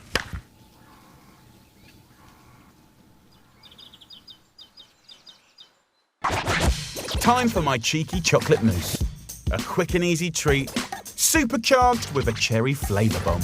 It's kind of 1980s, a little bit retro, a little bit Black Forest Gâteau. Using sweet, syrupy cherries, rich dark chocolate, free-range eggs, golden caster sugar, and double cream. So first job, get a big pan on, because what we want to do, there's a light syrup with these beautiful pitted cherries. So we're going to reduce that down. These little beauties are going to give your mousse an incredible flavour boost. So, while that's going, chocolate. I've got a pan with about 1 inch of water, just on a very, very light simmer. I've got a heat-proof bowl on top, 200 grams of really good quality chocolate, 70% cocoa solids. Give it a spank, and we'll just tumble that into the bowl. Who doesn't like a chocolate mousse? Like, everyone really, really likes it. I'm going to hold back just a little chunk of chocolate like that for grating over at the very end. Chocolate is a really delicate thing. We don't want it to boil because it will disrupt the beautiful sort of silkiness of it.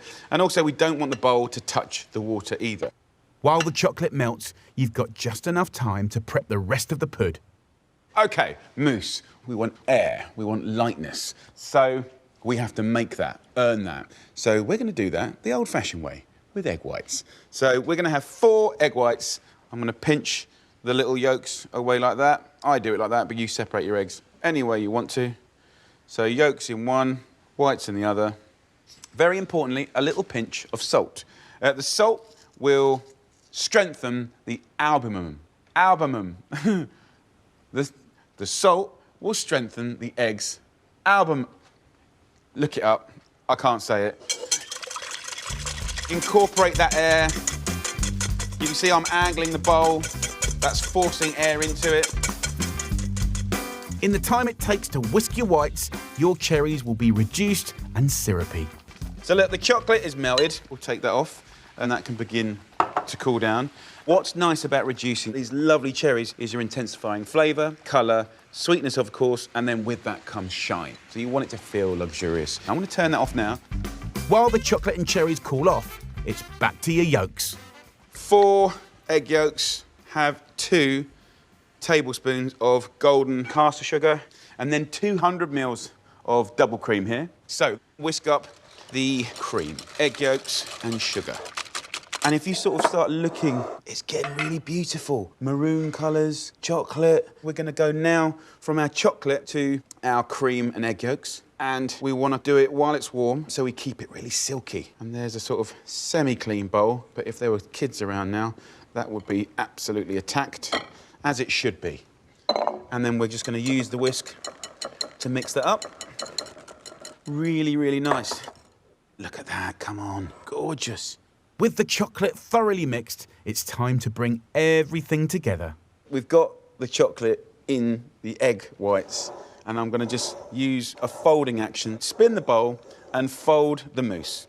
We want to capture as much air as possible, and then as the temperature drops and the chocolate begins to solidify, it kind of captures that little moment of bubble. This is a totally fuss-free pud. Just layer generous dollops of mousse, followed by those syrupy cherry bombs, and repeat until your glass is full. And then all I'm going to do now is just grate some chocolate on top. There you go. We have our sweet and sour cherry rippled chocolate mousse. Not flashy, not chefy, very humble. Chill for an hour or so to firm up in the fridge, but if you just can't resist, then dig right in. 6 chocolate mousses and a little glass of red wine, which actually, by the way, goes really, really well with this. Let's go for it. Oh, come on. That's naughty. See that? All the air that we've caught. It's silky smooth. So easy to do. 5 ingredients working really, really hard on flavour, texture and contrast. Beautiful. Easy to make and bursting with flavour. If you don't think you've got time for decadent desserts, think again. Time for my ridiculously quick and simple almond pastry puff. A spectacular treat. It's so easy, it's outrageous. Now, I want to make little pastry chefs out of all of you, even if you've only got half an hour. Using whole blanched almonds, double cream, icing sugar, free-range eggs, and all butter puff pastry. Now time for a sweet treat. And I think sometimes when it comes to baking and desserts, you've got to gear yourself up, give yourself time and space to do it, but not in this recipe, right? For me, it's so nice to have 5 ingredients and you can rattle it out in under half an hour and make something delicious. So we're gonna make like a little puff pastry and frangipane almond tart. It's so good. It's about these almonds. And if you buy them whole and peeled, you can get them everywhere. It's so much fresher to make your own flour. Now, if you haven't got a food processor, you can buy the ground almonds. But for that extra flavour, right, go for the whole. It's 100 grams. Whiz it up. In no time at all, you have the base for your almondy filling. And in about 30 seconds, you can see the texture here is like flour. We're going to go in with 1 egg, like so. 75 grams of icing sugar. 1 tablespoon of double cream. And then you've got this beautiful little frangipane that is so, so gorgeous. A brilliantly simple filling to make. Now, time for the crispy tart casing. We're going to use all butter puff pastry, right? This is a thing of beauty. If you need a quick pud, shop bought all butter puff pastry is a total lifesaver. I'm going to cut it in half. And then just move it around like this, roughly into a round-ish shape. Then I've got a nice little tip for you guys. Instead of using flour, right, we're going to use grease-proof paper. It's a brilliant, brilliant little tip. It stops your pastry sticking, which speeds up your cooking. Just put a little icing sugar there. It's going to create that fantastic little crunch and make it really snappy. And we want to roll it out about just under ½ centimetre thick. Here is piece number 1. And then we'll go for the second one. This recipe is so ridiculously easy, everyone should have a go. And then we'll take this filling and we'll literally just pour it straight in the middle.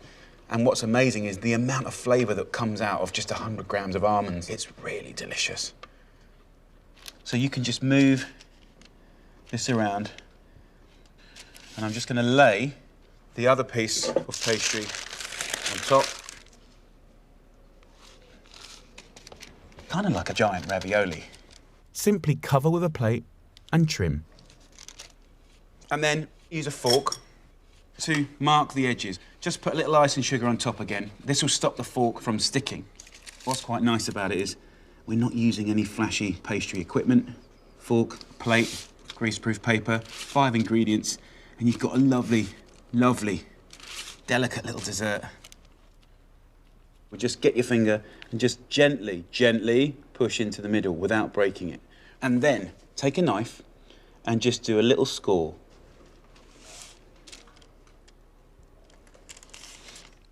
And do a little egg wash.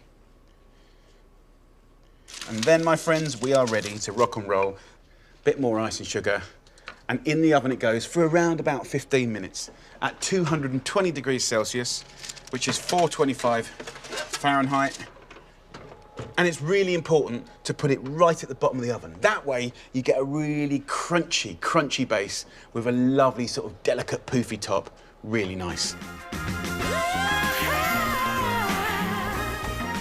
That's looking good. Come on.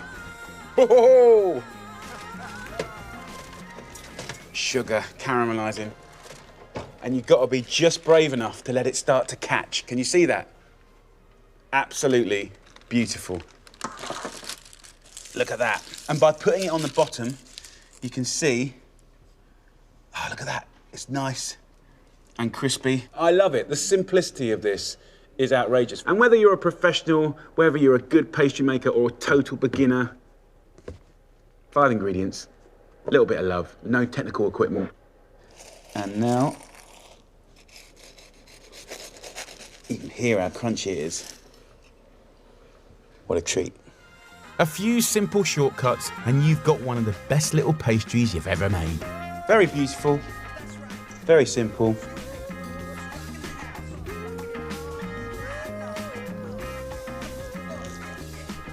absolutely delicious.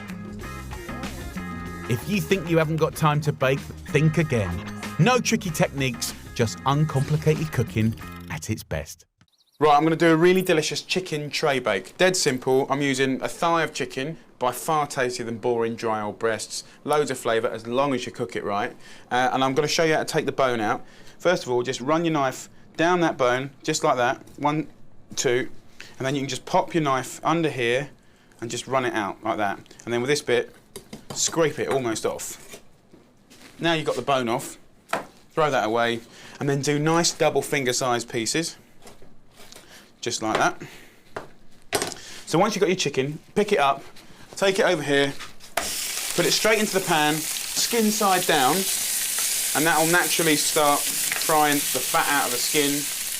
Just season that chicken with just a little bit of salt now. You know, you need to cook with a little bit of seasoning. Give it a toss around. Lovely.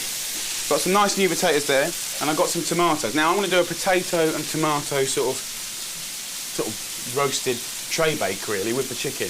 And I've got some beautiful little tomatoes. I've got some like long little plums, dark ones, red ones, sort of tiger ones, little sort of pear ones, you know, your typical sort of cherry ones. And all I like to do is just put these tomatoes here, like that, get myself a little knife. The only knife I've got is that one. So what I want to do is get a knife and just get the tomato and just pop it, just like that. And by tapping them like this, we're going to pop them in boiling water, and that little cut will make sure the skin just comes straight off, and that's easy, we like that. So put them in here, into here, and my new potatoes are boiling and they're cooked. Pour my tomatoes in there, lid on. So once you've done that, I need my cloth. Let's give this chicken a nice little toss. Have a look in here. Nearly there. Sort of 45 seconds, that's literally all you need in boiling water with the tomatoes. Tomato skins look pretty good. Just drain it in a colander. Lovely, look at that. So,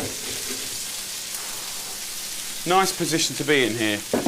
It's all steaming, really hot. That's going to steam dry now. So look, I'm going to get my tomato, and literally all you have to do is just pinch that skin off. It's so simple, and it doesn't give you any grief at all. And by taking it off, what you allow this to do is the tomato to dehydrate and become sort of like sweet and much more intensified, and for the flavour and sort of bit of the juice from the tomato to cook into the potato, which is going to be like rock and roll. I'm going to lay it out on this board here, all right? Clean table. This is what I'm going to do. With my potatoes, I'm going to get my thumb and I'm going to just break them like that. Like that, crush them. You can push that in half, break that, break that, break that, break those. If you've got a little whole one like that, leave it whole, push that. I mean, you know, this is a little bit of a palaver, but it will take me 1 minute to do it, and you know what? The whole dish will taste 10 times better for it. And sometimes in cooking, you know what? It's not always bish bash bosh. You need to put a bit of love in it, a bit of care, and it will taste fantastic. Right, so that looks like I've made a right dog's dinner of that, doesn't it? Look at the table, it looks like a total mess. But you've got to bear with me and see what I'm going to do. I'm going to get my flavour shaker. You could use a food processor, or you could use a pestle and mortar. Get oregano or marjoram. Of course you could use rosemary instead, but I think oregano and tomatoes, really good combo. Nice little handful into the flavour shaker. Nice pinch of salt. Lock it up.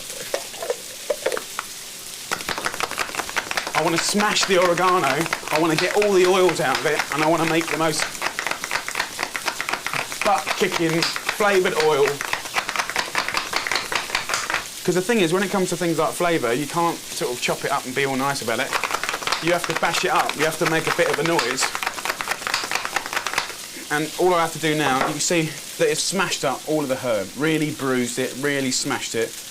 And if you smell it, it's like incredible. So what I want to do to that is get some oil on that, extra virgin olive oil, top it up about 3/4, and then I'm going to put a little hit of vinegar in there So not quite as much as the dressing.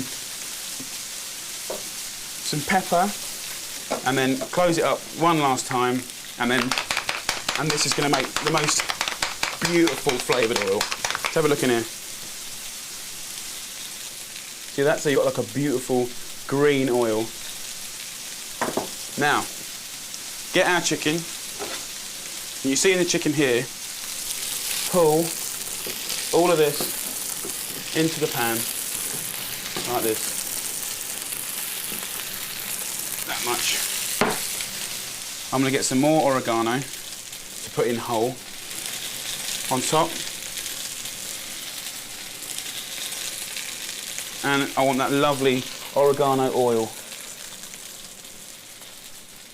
It's really nice to cook it in this, or, you know, if you want to serve it at the table, you know, you could pour it into a dish like this. And when that cooks together, that'll be one of the nicest dinners you've had in a long, long time. So that's done. Notice it's all in one layer, so it's all going to cook beautifully into one another. It's going to get lovely and golden, and the chicken's going to go sticky. That is a lovely dinner.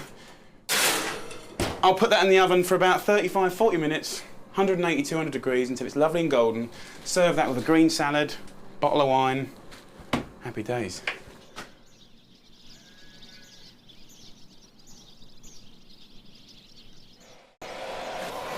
Yay! Look at that. Just look at that.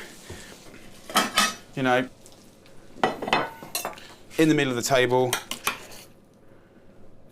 on a dish. Look at that. Oh, come on, that's so nice. And this is the sort of food that I love, love, love to eat. Everything just mixing together. So nice. All I do to finish that is a little bit of lemon and oil on some rocket. Just a bit. Pinch of salt. And look at that. You can either do two things. You can either just get a nice handful and literally put it across the dish at the table like that. Brilliant little dinner. Or just have a big bowl separately and just serve that like that. Fandabby dozy. I love it. I love that kind of cooking. Right. You're going to love this recipe. This is top, top, top. What I'm going to do is like a fritter, right? And it's kind of a version of a falafel, right? Sort of made up version, really. It's dead simple. All I want to do is literally sort of shuck or pod, you know, about 250 grams, a big handful, sort of like that, of broad beans. This will sort of 2, 3, 4 people out, depending on how greedy you are. For the oil, I want about that much oil, and good tip, just put half a potato in there, and by the time that's golden and floating, Bob's your uncle, you're on deep frying temperature. Dead simple. I want to put 3 sticks of coriander in, 1 little one of mint. Waz it up. Just to get it going.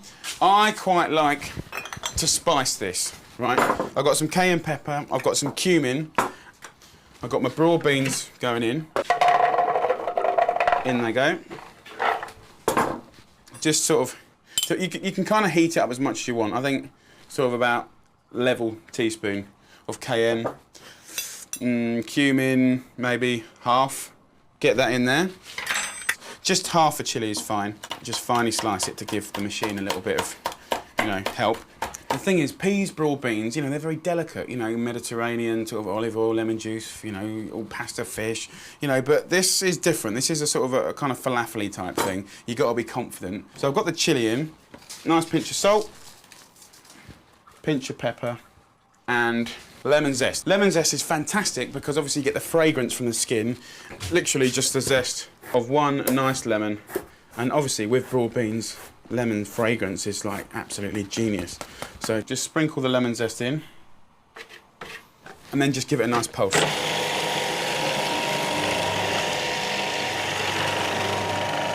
So once you've got them to sort of about that sort of consistency, what I want to do is just put literally a teaspoon of flour. Don't put a big load of flour in because that's going to make it claggy, and mix it up. Just enough to bind it, and that way you'll get a juicy filling and a crispy outside. I can smell the cumin already. It's fantastic.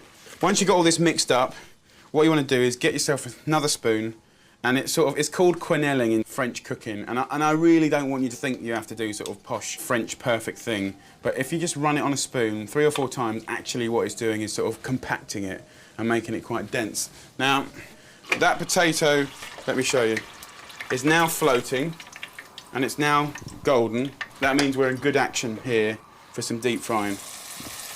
And obviously you want to kind of be reasonably quick.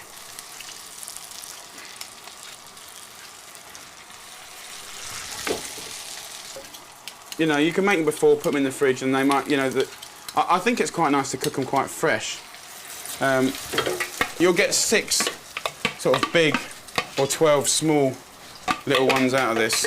Right, the thing I like about this is bold cooking, right? So I've got my deep fried things happening. What I want to do is a bit of salt, bit of pepper. Let's use this lemon. Squeeze half a lemon in there. And then I need some yogurt. Mix up the lemon juice and the yogurt, okay? Salt's there, good. Just need a little bit of mint. I just want to finely chop that.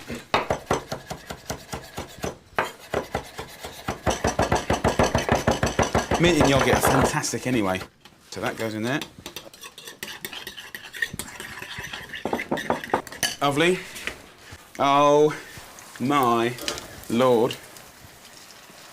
Lovely, look at that. Right, so look at these. Serve it on the paper, and I'm just going to give it a nice salt, because you want that saltiness. You know, open up a couple of bottles of beer, think of the moisture that they've cooked and been made so quickly, and then you've got your yogurt, like that, some salad leaves, you know, general lettuce, nothing in particular. Squeeze the lemon juice just a little bit, and then a nice little bit of olive oil. Lovely. And then just mix that up with your hands. And I just love this kind of cooking because it's like, this is what I like to eat. And nothing to do with it, just a wodge of chilies, and that's your man. You've got lumo green inside, soft, delicate. Got crunchy black outside. I dip it. And I put it in my mouth. I'm happy. Ba-dum. This grilled squid with a lively caper salsa is super easy and guaranteed to get those taste buds zinging. Of course, we're bigging up capers, mint, anchovies, lemon juice, olive oil. How should we describe it? It's kind of like an Italian salsa, cum sauce, cum dressing. Fair? Yeah, fair. Gennar's going to get a couple of lemons and he's going to squeeze it into this bowl. And this platter's going to kind of serve a purpose because everything that comes off of that grill is going to get tossed through this bowl to really capture every single bit of flavour that we put on there. Come on, squeeze it, squeeze it!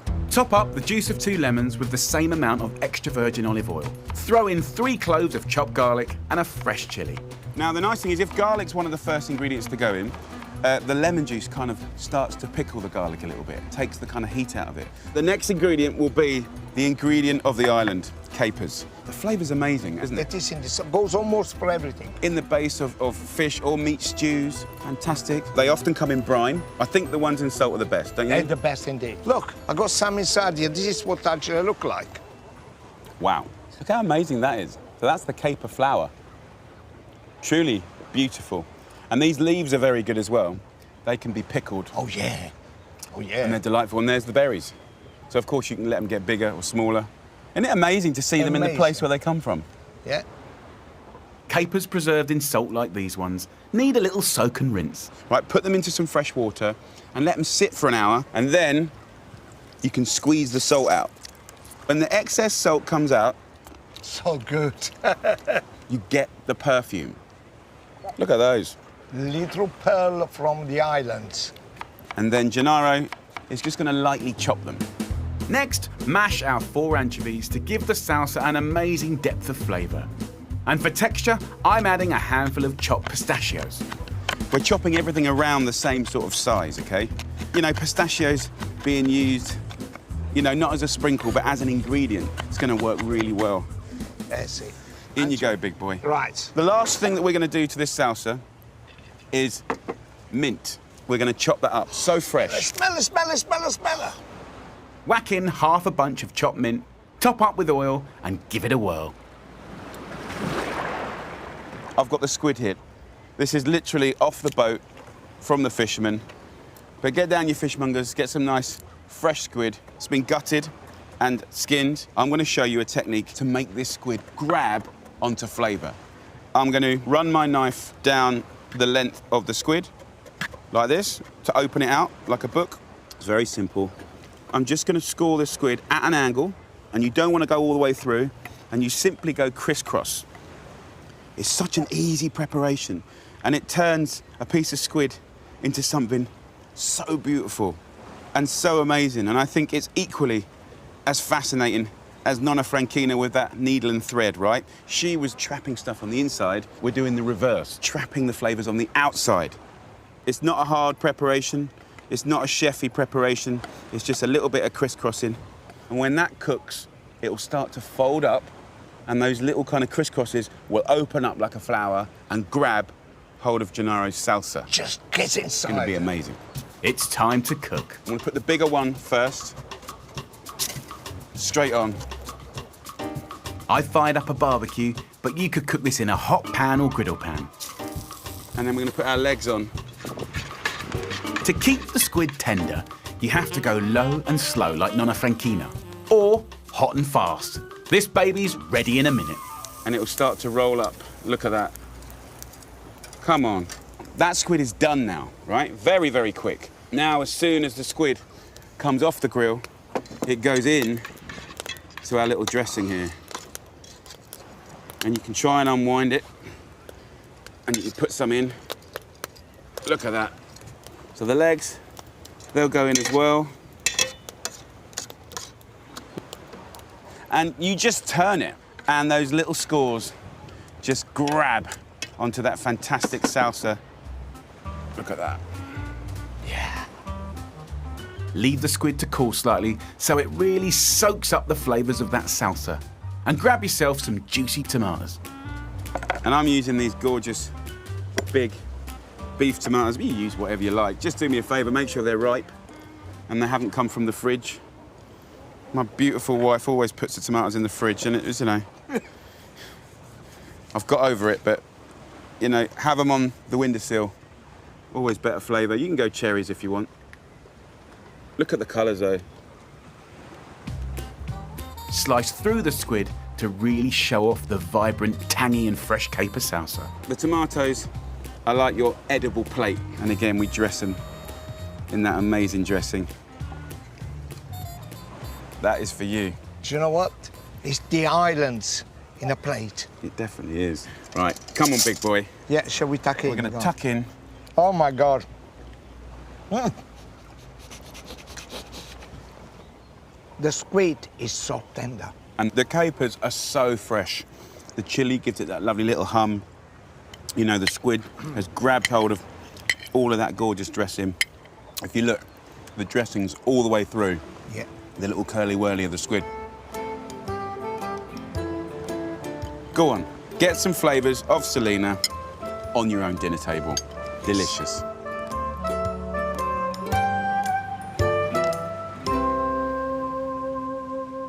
So inspired from Nonna Maria yesterday, I want to do a beautiful dessert, something a bit different, something to shake up your dinner party. Beautiful, delicious Sicilian cannoli are a wicked combo of spice, ricotta, crispy sweet pasta, and velvety chocolate. Buonissima. Little cubes of crunchy pasta. So we're going to go in with 1 egg. Then I'm going to go in with about roughly the same amount of sweet wine, extra virgin olive oil. It's going to make the pasta nice and rich. And I'll start adding some flour, okay? You could use plain flour, or in the supermarkets you will see pasta flour. How good is this? Look at that. What a view! And what we want is a nice, sort of smooth, but non-sticky, pliable dough, right? The story of Italy is taking pasta and shaping it a million different ways. And this is a continuation of that. It's going from savoury to sweet. Silky dough, look at that. Beautiful. So just wrap it up in some cling film or a cloth, let it relax. It'll need an hour, so crack on with the super luxurious ricotta filling. Get a whisk, just break it up.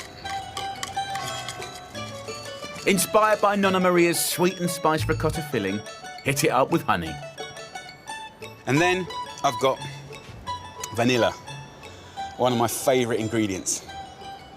And of course, you know, part of the sort of Sicilian food identity is the waves of kind of, you know, invasion, but also spice trade. So all kinds of spices are here in Sicily, living and active in so many different foods. And vanilla is also one of those. So I'm just going to put my knife into the bean and go all the way down the length. And then just put the knife in the middle and scrape out those little black seeds. After the fragrant vanilla, go in with a splash of fresh and fiery Italian spirit. I'm going to take a little grappa, right? Just a tiny bit. This is optional, but I think that grappa is a really nice little link between the beautiful fresh ricotta and chocolate. It's another little touch from Nonna Maria. 2 or 3 little teaspoons of good quality cocoa, which is kind of chocolatey but bitter. The honey will sweeten it. And then we just give it a nice good beating until silky smooth and shiny. And can you see how beautiful and silky that you can get that? Have a little taste. Chocolate, honey, and that grappa, it's not there to be boozy. It was a thimble, right? But there's something about grappa that just works so well with chocolate. It's unbelievable. Now, that is the filling done. It's so simple, so simple. I've made the pasta, mate. Fantastico. Nice. Shape the dough into a sausage and cut it into half-centimetre slices. What we're going to do is we're just going to roll these out into little discs. Nice and thin, like that. And then what we can do is wrap them around these moulds, and these are little cannoli moulds. Cannoli, bravo. Just put a little egg just on the end. In the old days, you didn't use stainless steel, did you? No, we used to use cane.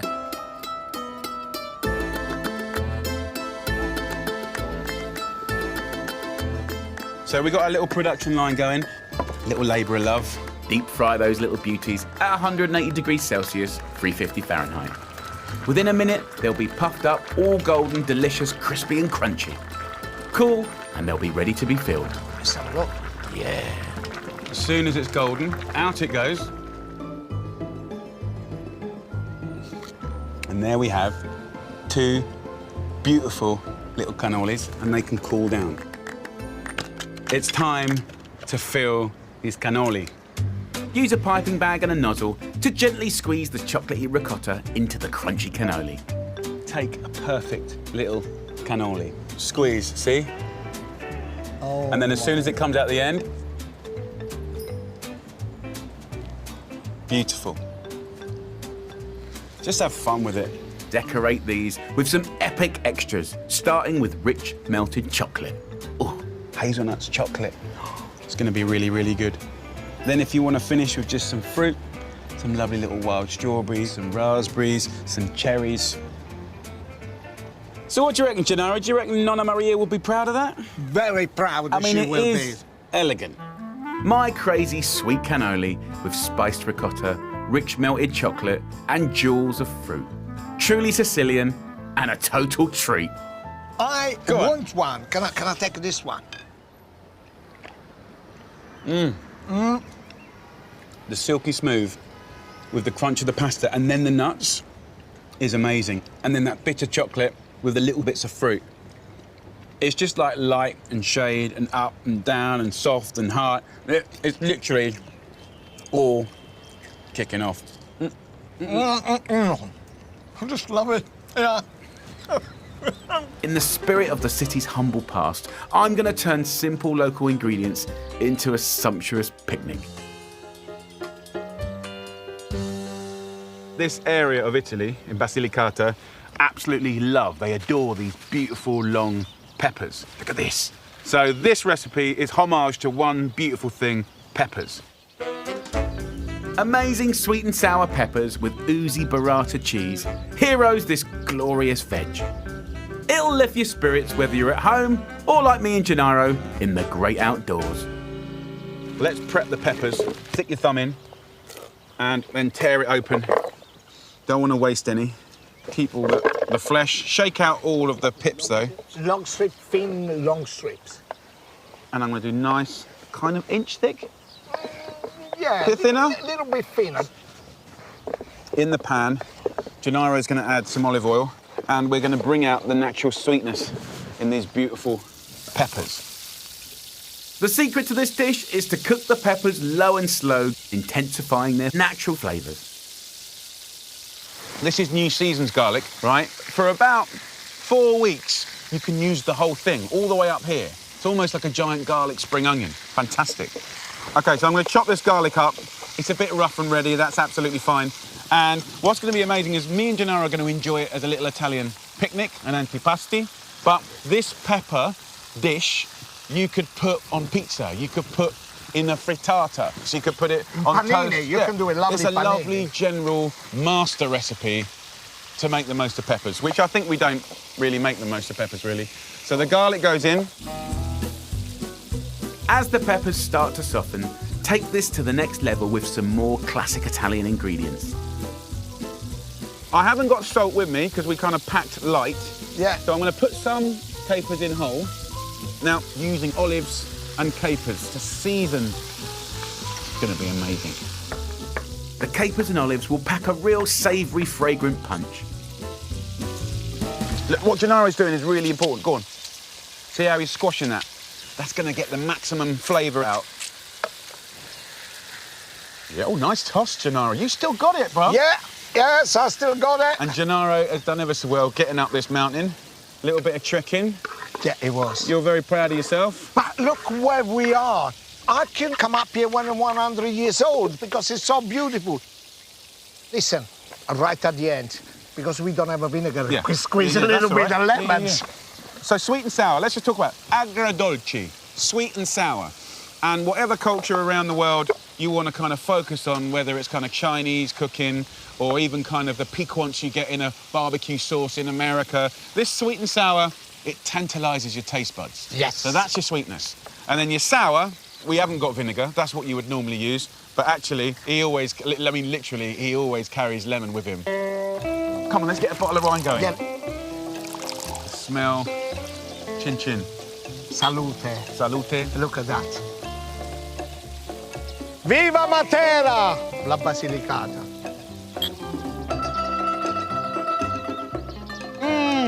Look at this. Nearly ready? Now, Jenna, Yeah. have you got some? Yes. I want to show you this herb. This is all over the place here. This is called summer savoury. Oh, my God. It's a bit like thyme meets rosemary meets a bit of oregano. It's very, very nice. We've got the bitterness from the summer savoury. This is going to be the most incredible mouthful of gorgeousness. Jenna, squeeze some lemon juice in. This is the final flourish. 1, 2, 3. Go. Yeah. I want you to sort of embrace this recipe because it doesn't matter what you're going to do with it. This is the way to get flavour in peppers. And we're going to just serve it quite proudly with some toast and some burrata. Now, burrata, it means burro, butter. Butter. If you like mozzarella, this is the Ferrari. Of And mozzarella, yeah. honestly, it's in the supermarkets, right? You can get it now. It's worth having a little look. Give it the right knife. And if I just put my knife in here like this, Yeah. we can open it up. And look at that. All the creamy. So literally, like halfway through the process, they kind of get fresh curds in, Yeah. and then they wrap it. And what you get is like this oozing, kind of gorgeous, incredible mozzarella like you've never had before. You get the fresh, creamy of a mozzarella. Look at that. So see the curds inside? Absolutely. Pieces. This rich, creamy burrata is a speciality of this region and works perfectly with my sweet and sour peppers. God. Look at that beautiful pepper, you know. All I need now is a hunk of good sourdough bread. This whole area is super famous for their bread as well. So look, there we go. We're now waiting for the toast. And it's actually a kind of nice excuse to talk about flavour and vegetables and cooking vegetables. So we put a lot of love there into one thing. Easy, easy, love, right? If you're trying to serve up veggies like super hot, you can never taste it, right? Let it cool down, let it be warm, and you get to taste so much more.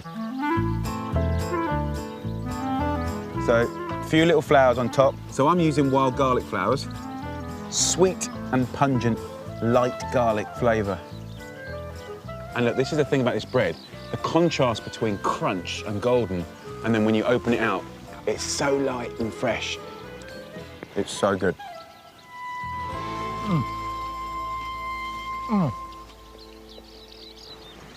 That is insanely good. It's so good. Don't need to, it's so nice. And that pepper recipe is like a gift. It's like the mother of all pepper recipes. You can do so much from that. Oh my gosh. Get in there. Use the bread to get the cheese. Get that in there. It'll be the best little mouthful ever. Sweet, silky, soft peppers with oozy burrata cheese on crisp, crusty bread.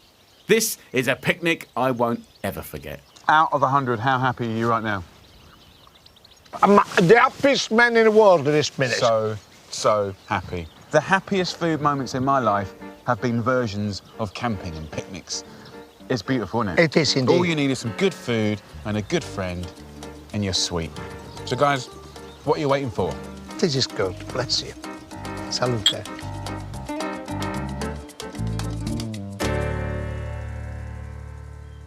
Risotto, butter, rice, wine, flavouring with all kinds of wonderful seasonal ingredients. Absolute comfort food at its best.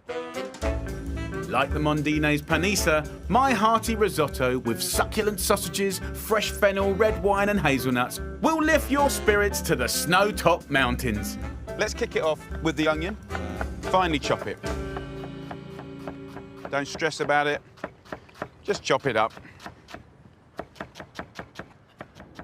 We're going to go a big knob of butter. Now, you know, here in the north of Italy, especially in this area, it's not all about the olive oil, it's about the butter. That silky sweetness that you get. Get the onion into a high-sided pan. That's important because it will stop the stock from evaporating. This is what they would call a sofrito, okay? Often there's a little bit of celery in there. I'm swapping celery out today because I want to use fennel. When you put fennel and sausage together, it is like a marriage made in heaven. So if you've ever seen this and never eaten it, this is the time to try it. It's delicious. When you see the nonnas making a risotto, they're not sitting there like chefs rattling out perfect dice. It's not all the same. Look at that. Big bits, small bits, real food for real people. So in we go with the fennel. Soften your veg slowly to really draw out the sweetness. Give them 10 minutes minimum and add some fresh thyme. I'm going to get the sausage, I'm going to just squeeze it out of the skin. And this is made with lovely pork shoulder. So you get that lovely blend of gorgeous fat, good flavour. I'm only going to use 4 sausages for 8 to 10 portions, okay? And even that's quite generous. You're going to get a lot of flavour out of a little meat. The better the sausage, the better the dish, of course. If you go putting some dodgy old sausage in there, 30% meat, forget it. This is going to taste like heaven. So rice. Obviously, you don't want to overcook it. You want it to have its shape when it's cooked, but also give all of its starch. So we're going to go in. I want to do half a pack. For the perfect risotto, use a starchy Italian rice, like carnaroli or arborio. It is an unusual rice. Short, stubby. It's just perfect for carrying flavour. Look at the colour. It's so beautiful. Ruby red. Heat the rice through, which stops it going soggy. And once every grain is coated in all that buttery flavour, add a good old glass of red wine. We must cook it away. If you don't cook it away, it's winey, and you can never shake off that flavour. There can't be any moisture left. Now is an equally important time because it's that kind of ritual of adding the stock. You know, you don't just throw it all in. We're not boiling rice. We're kind of massaging rice. You've got to feed it slowly. For this hearty winter warmer, I'm using chicken stock. And the trick is to add it one glorious ladle at a time. As soon as it's all gone away and been absorbed by the rice, look, we add another one. God, it's going to be good, guys. It's going to be so good. What I'm looking for is I want the rice to hold its shape, but be soft and a pleasure to eat. When the rice is perfectly cooked, add the cheese.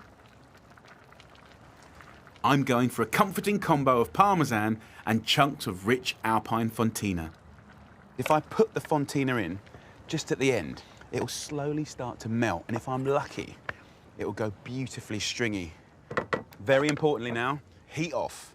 Put a lid on top and let it relax. Why? It just kind of lets it rest. Just lets it just calm. How lovely is this? The mountains, it's just the most beautiful city. Risotto rested, and it's time to dish up. Oh yes, the Fontina was a good idea. Look at it. Red wine, sausage, and onion, and cheese, risotto. Come on, you know that makes sense. For added texture and deliciousness, I'm finishing it off with a dusting of pounded local hazelnuts. A little bit of the fennel for that little pop of colour. My ultimate feel-good risotto with oozy cheese, warming red wine, sausages, fennel, and that dusting of hazelnuts. What a combo.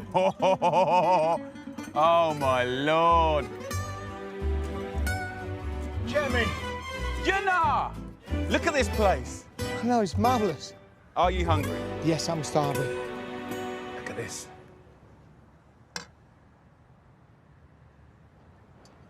The red wine is like, it's so cozy. It's a big flavour, isn't it? Is creamy. You done well. Not bad, not bad. You're quite good.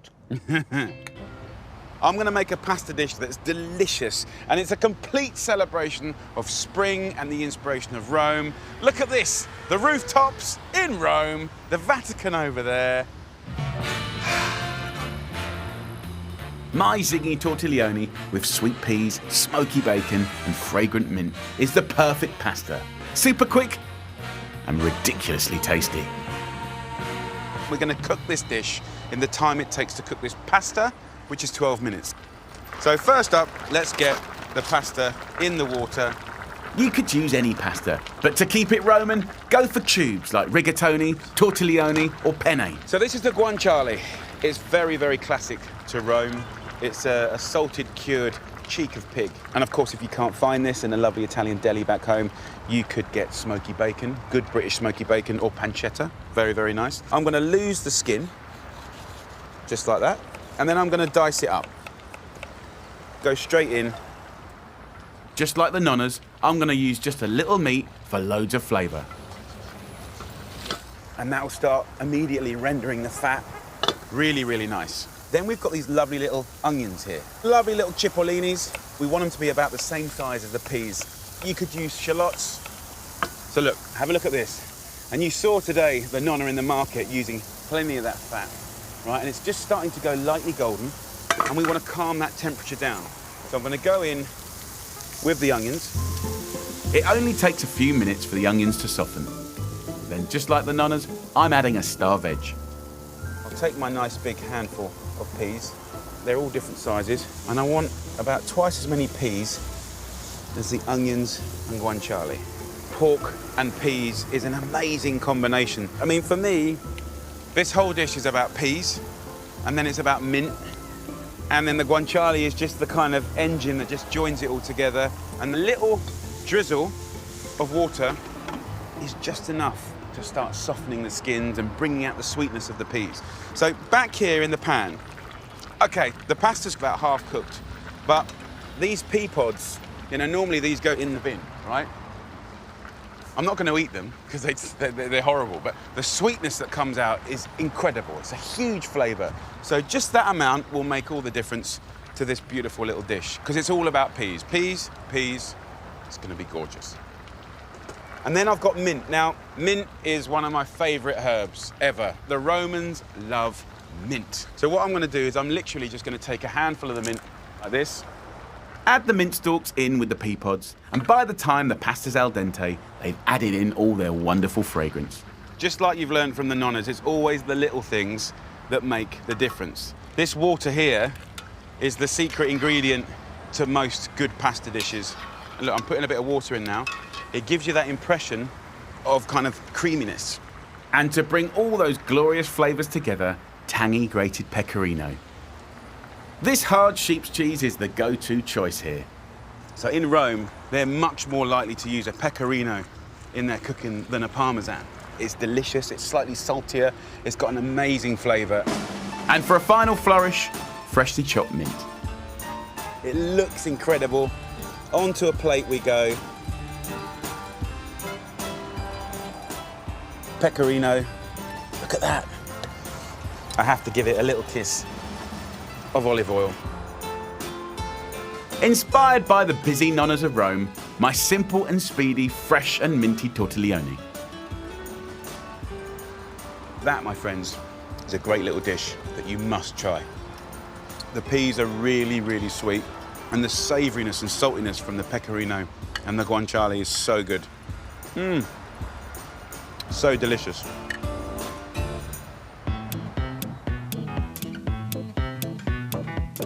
Quick, cheap and easy, what's not to love?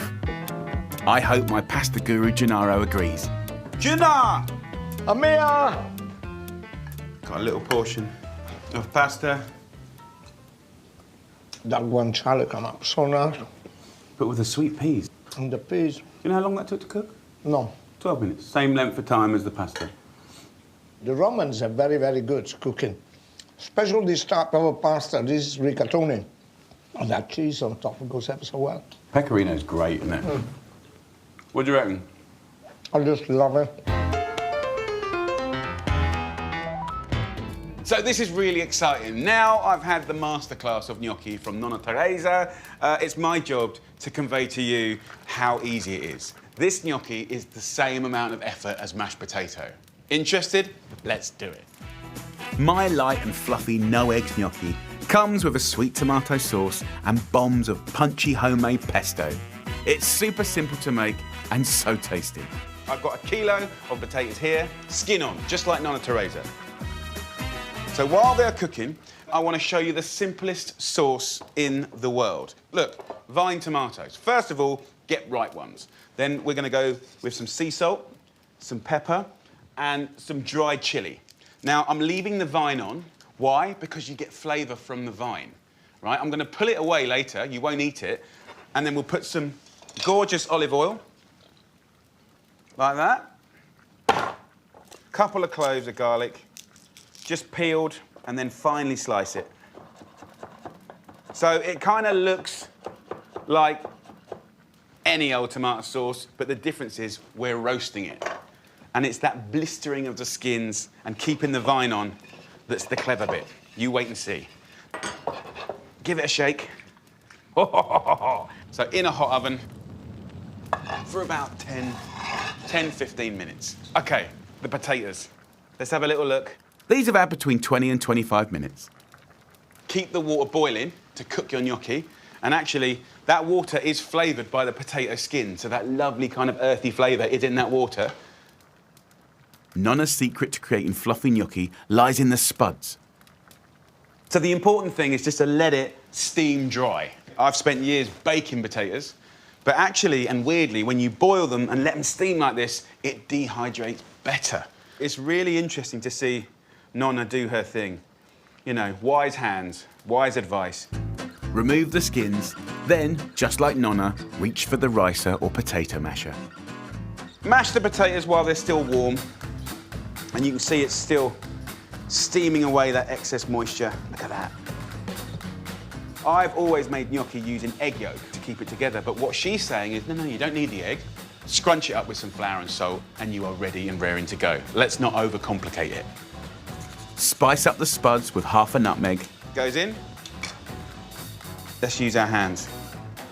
Remember, she told me to be gentle, so I'm trying to learn, Nonna Teresa. We should be going nuts for this. We love mashed potato. This is no harder than that.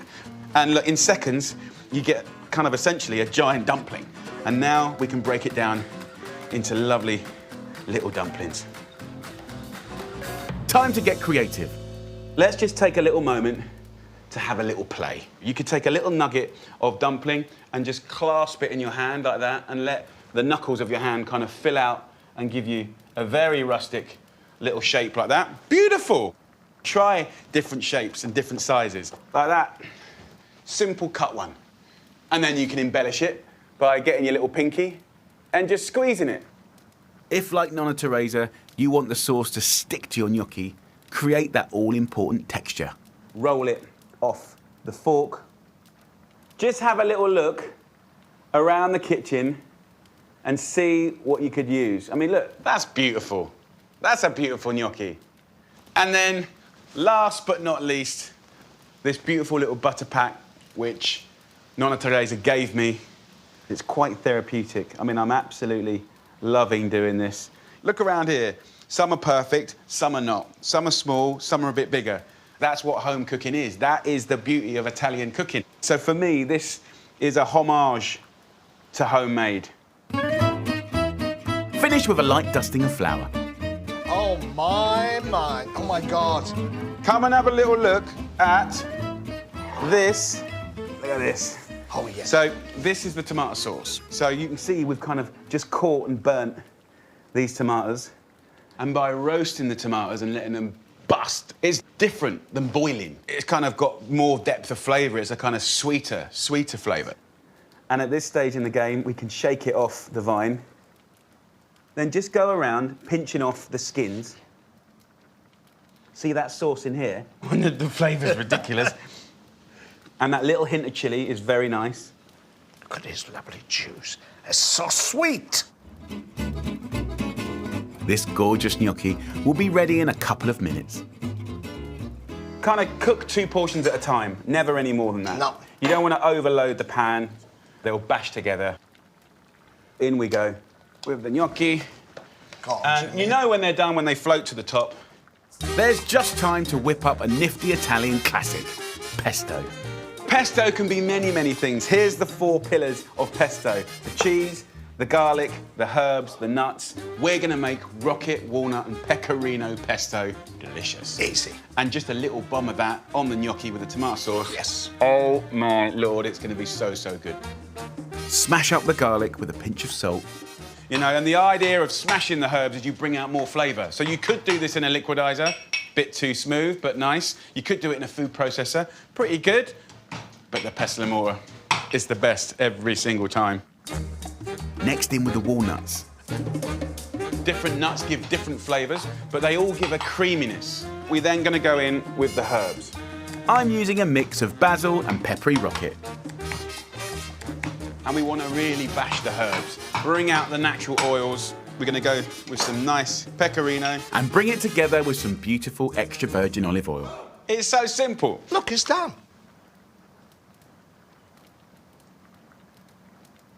Can you see them coming up? Then we're ready to go. How beautiful. And then you can just take your sauce. Oh, my God. Just give it a little, Yeah, go on, little toss toss it. like that. Oh, that's it. And that's it, done. This dish is actually complete, but we haven't used a herb with the tomatoes. Don't need much. A little bomb of pesto here and there. Joy. A little brush of pecorino. Are you excited? Yes, I can't wait. My glorious gnocchi, little clouds of potato, swathed in a rich roasted tomato sauce, and my fresh and fragrant pesto. Oh, mate. Oh, my God. What's amazing is that silky softness of the gnocchi with the sweetness of the sauce. The gnocchi's so soft, so light, and I just got a little cherry tomato that just burst, so sweet. And then, like, the pesto's got attitude, isn't it? It's kind of got that garlic, it's got that hum, you know, you've got the crunch of the nuts. So good. What do you reckon Nonna Teresa would say? She will love it. We'll say yes. And look at that, empty plate, gnocchi. Yeah. So, so good. I think everyone should have a go. So this dish is absolutely inspired by Nonna Miriam and that obsession by using the whole animal and second-class cuts of meat that when they're slow cooked, they're so tender and delicious. And this, my friends, is the king of second-class cuts of meat. This is a beef cheek. my oozingly rich, slow-cooked beef cheek ragu with luxurious homemade pasta. If you like spag bowl, this will blow your mind. Let's season the beef cheeks. Salt and pepper. The cheeks are always the most delicious, succulent part of the whole animal. And then we have the smoked pancetta. Now, the smell is transforming immediately with the pancetta. Really nice. It smells good. Just like Nonna Miriam, chop up the carrots, red onions and celery to make a sofrito. Next ingredient, we've got beautiful porcini that's been dried. Simply rehydrate your porcini in boiling water before adding them to the pot. These are now soft and silky. And to add even more flavour, I want to use cloves. So I'm just going to use 5 cloves and then add 4 cloves of garlic. So a teaspoon of salt and a teaspoon of pepper. And that's like the most beautiful little flavour bomb. Let's get it in the pan. Let's go in with about half a bottle of good Italian red wine. Half a stick of cinnamon. That means you can't really taste it, it's kind of there in the background. Then give it even more by adding the mushroom liquor, passata, and top up with water. And to complete the story, add a fat bunch of herbs. Now we're going to put the lid on top. That excess water is going to reduce down over the next 3 to 4 hours, and that meat will become so tender, it's going to be the most insane ragu pasta sauce ever. Whether you're cooking it in the oven or over a fire, just cook it low and slow.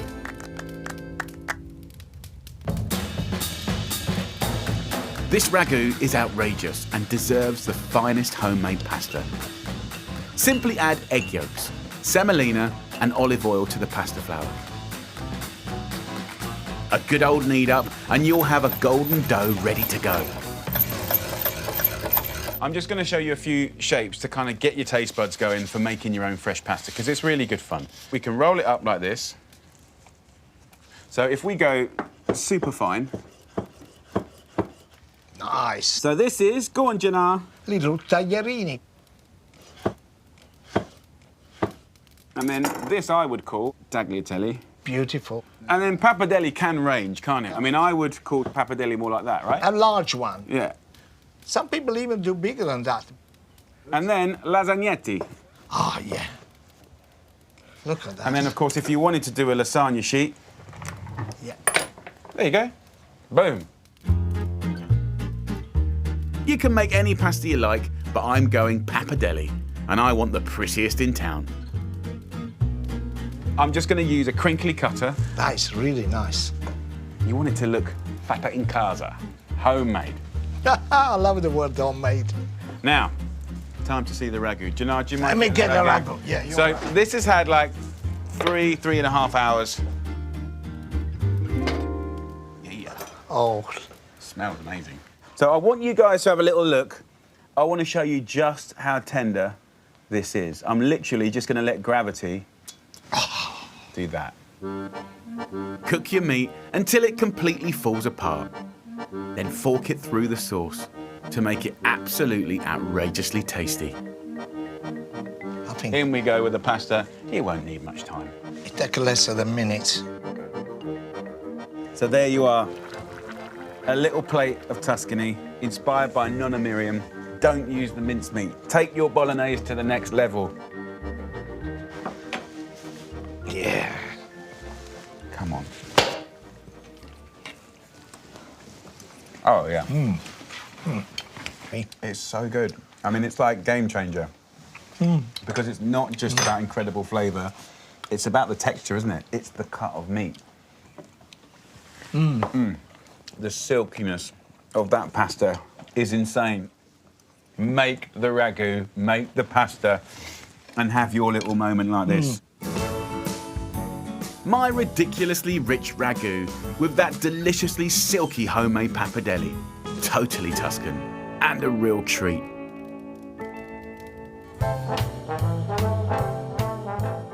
When you've got produce this fresh, there's no better way to show it off than in a spectacular salad. And I'm going to let you in on one of my all-time favourites. So I'm going to show you the most fantastic Southern Italian-inspired salad using beautiful stone fruit. My grilled apricot, mozzarella and prosciutto salad is pure Italian summer on a plate. I just love this because when I started learning from the Italians about putting fruit into salads, it was like a revelation to me. You know, herbs, interesting dressings. It went from this kind of side salad thing to a gastronomic meal. I've got amazing apricots right here. Look at these. Such amazing colours. So beautiful. You could do this with peaches or plums.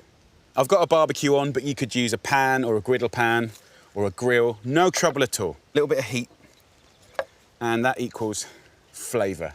Back home, we generally have these dried, right? When they're in season, they're great. Give them a twist. We're going to use thyme. I love thyme. It's super beautiful. You can keep the little thyme tips, even though thyme is a woody herb.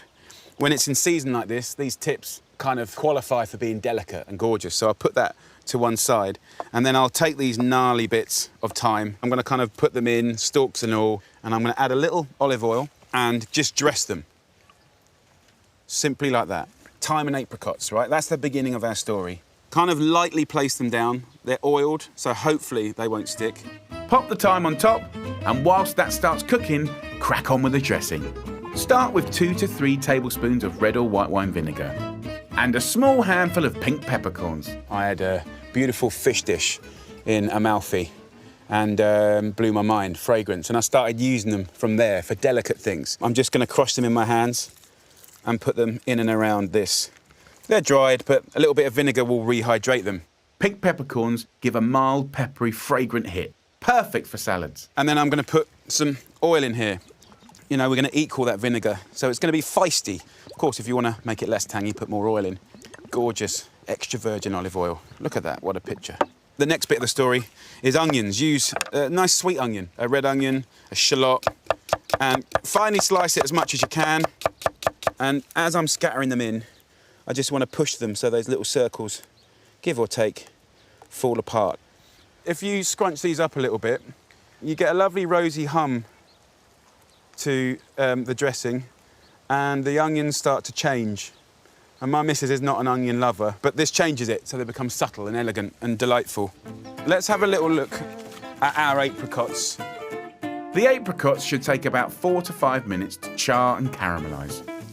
Yes, yes, yes. They'll quickly start to soften and colour.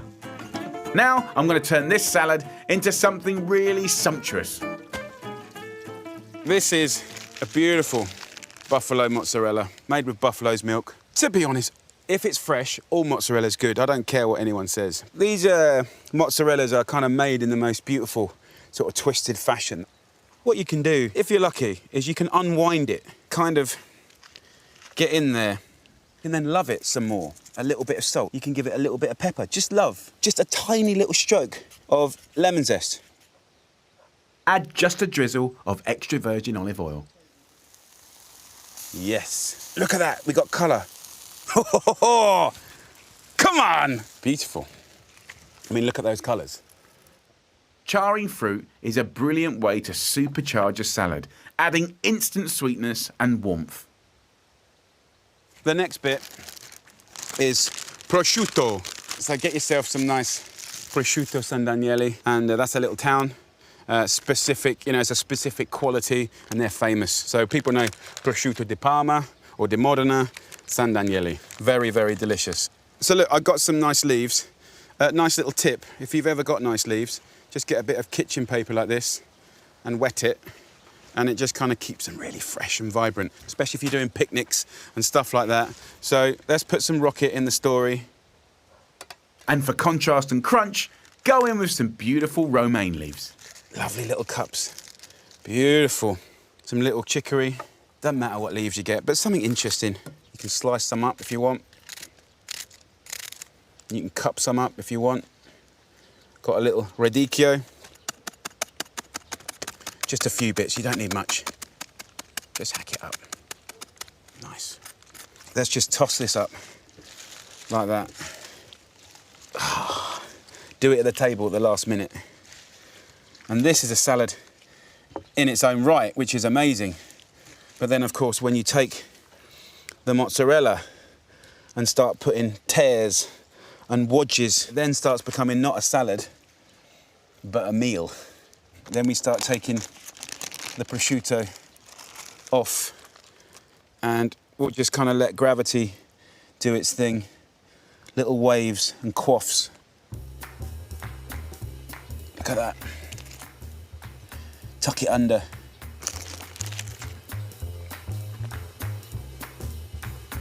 And then we've got our gorgeous smashes of colour. Bosh!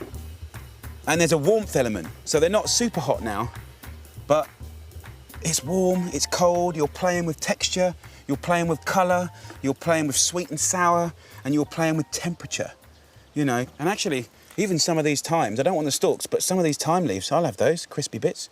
Nice. And that's it. All you need is a little olive oil.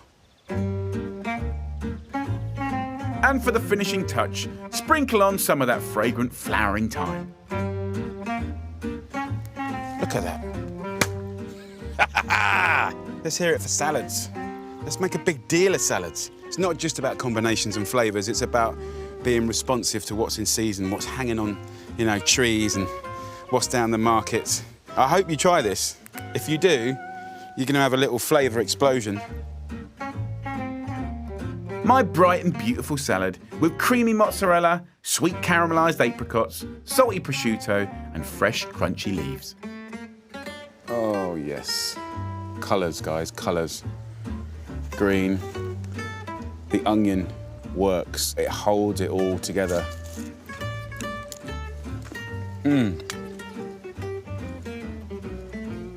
So good. Clean and fresh with the mozzarella. The saltiness from the prosciutto is just so savoury and gorgeous. I wouldn't remove anything, I wouldn't add anything more. It's just fresh and zingy. Go and get some stone fruit, have a little grill up, get some caramelisation going, mix up some flavours. Life's way too short. Time for my ridiculously easy chicken pot pie. An ultimate comfort food classic that would normally take hours to make. I don't know what it is about a pie. I always just love a pie. Using free-range chicken thighs, mushrooms, onions, fresh thyme, and all butter puff pastry. Now come and have a look at this. This is really quick and easy. I'm using chicken thighs, about 600 grams, and got 2 pans on. Got a large pan, medium pan. I'm gonna whack them on a nice medium-high heat. I'm gonna use 2 onions, and we wanna create a lot of flavour with just 5 ingredients. So we really gotta focus on caramelising the onions. Chop your onions and cook them down to give your pie a sticky sweet base. So we go into a pan, full heat, with a little olive oil there, about a tablespoon. And we want the sweetness to really come out of these onions. And a little season at the beginning. Get those flavours really working. So it's always a good time to let out all your emotions when you're cutting onions. Bless. They're strong ones. So look, chicken thighs, boneless, skin off. I've got 6 thighs here, guys. And I'm just going to cut 4 of them into big chunks. And then the last 2, much finer. So we're going to get a different kind of texture, kind of like coarse mince. Cutting the chicken 2 ways creates texture and makes the pie super luxurious. So we've already got a nice little bit of colour happening on the onions. Take the pan to the chicken. Simply saute your chicken and onions for 6 minutes. For this crazy quick pie, the pan goes straight into the oven to double up as a pie dish. While that's happening, let's talk about mushrooms, because I absolutely love mushrooms. If you look around the supermarkets now, they have these little mixed packs of field and wild mushrooms, right? Just very simply cut those in half. And there's no rules to this at all. There's something that I love to do to put an extra bit of flavour into this. Now, when you dry grill or dry fry in a pan with nothing, it brings out this incredible nutty flavour. And I want to show you how to do it. It couldn't be simpler. You just take a mushroom and you just place it straight in there like that. I'm just going to kind of scald them and kind of char them. And it's a completely different flavour from the mushroom. It's really nice. Look, look, look.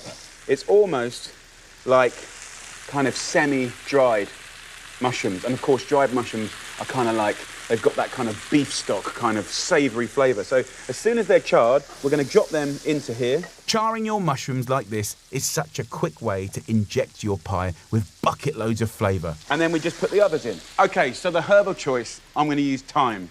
Absolutely delicious with chicken and mushrooms. So I'm going to take a nice little wodge, about so much, right? And I'm going to just steal this for later. So just pick this lovely herb off of the stalk and we'll just tear them in.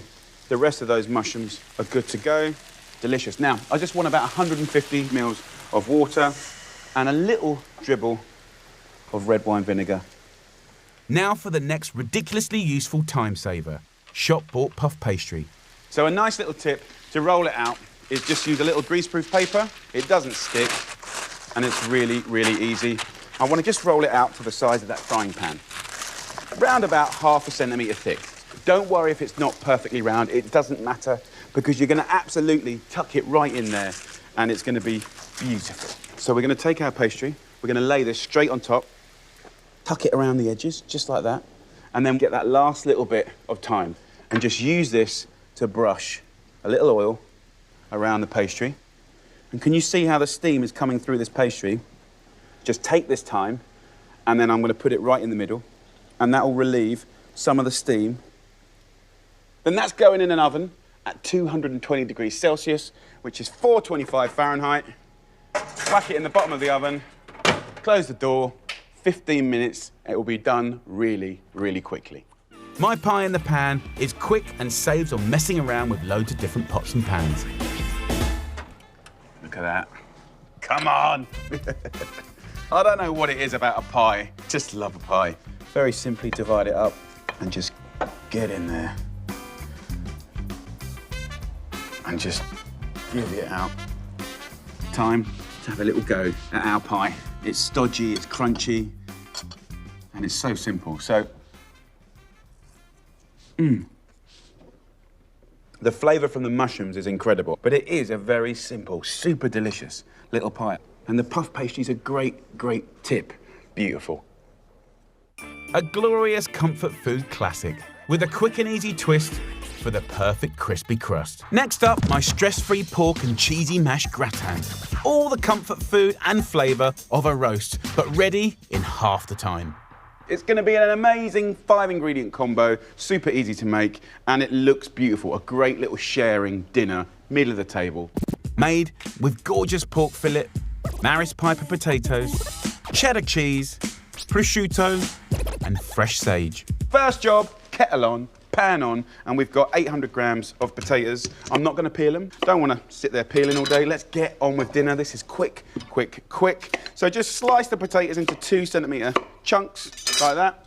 Throw them in the pan, fill it up with some water, whack it on a high heat. We're going to boil that for sort of 12, 15 minutes. So I've got this beautiful fillet of pork here. Sometimes I call it a tenderloin. It's a really, really nice cut. This is about 400 grams, so this will serve 4 people beautifully, and it's going to cook in the mash together, so it's going to be really, really beautiful. Let's get a pan on a high heat. I'm going to season that pork with a little bit of sea salt and pepper, lots of black pepper, and have a nice little roll up and get that seasoning all over it. Into the pan with olive oil to speedily sear each side. That's what we want, that's what we like. It cooks really consistently. Just keep moving it around. Look at that colour, guys. After just 3 minutes, take out your pork and jack up the flavour with fried fresh sage leaves. If you just put sage on stuff, it'll just go like tea, it'll go dry, it'll do nothing.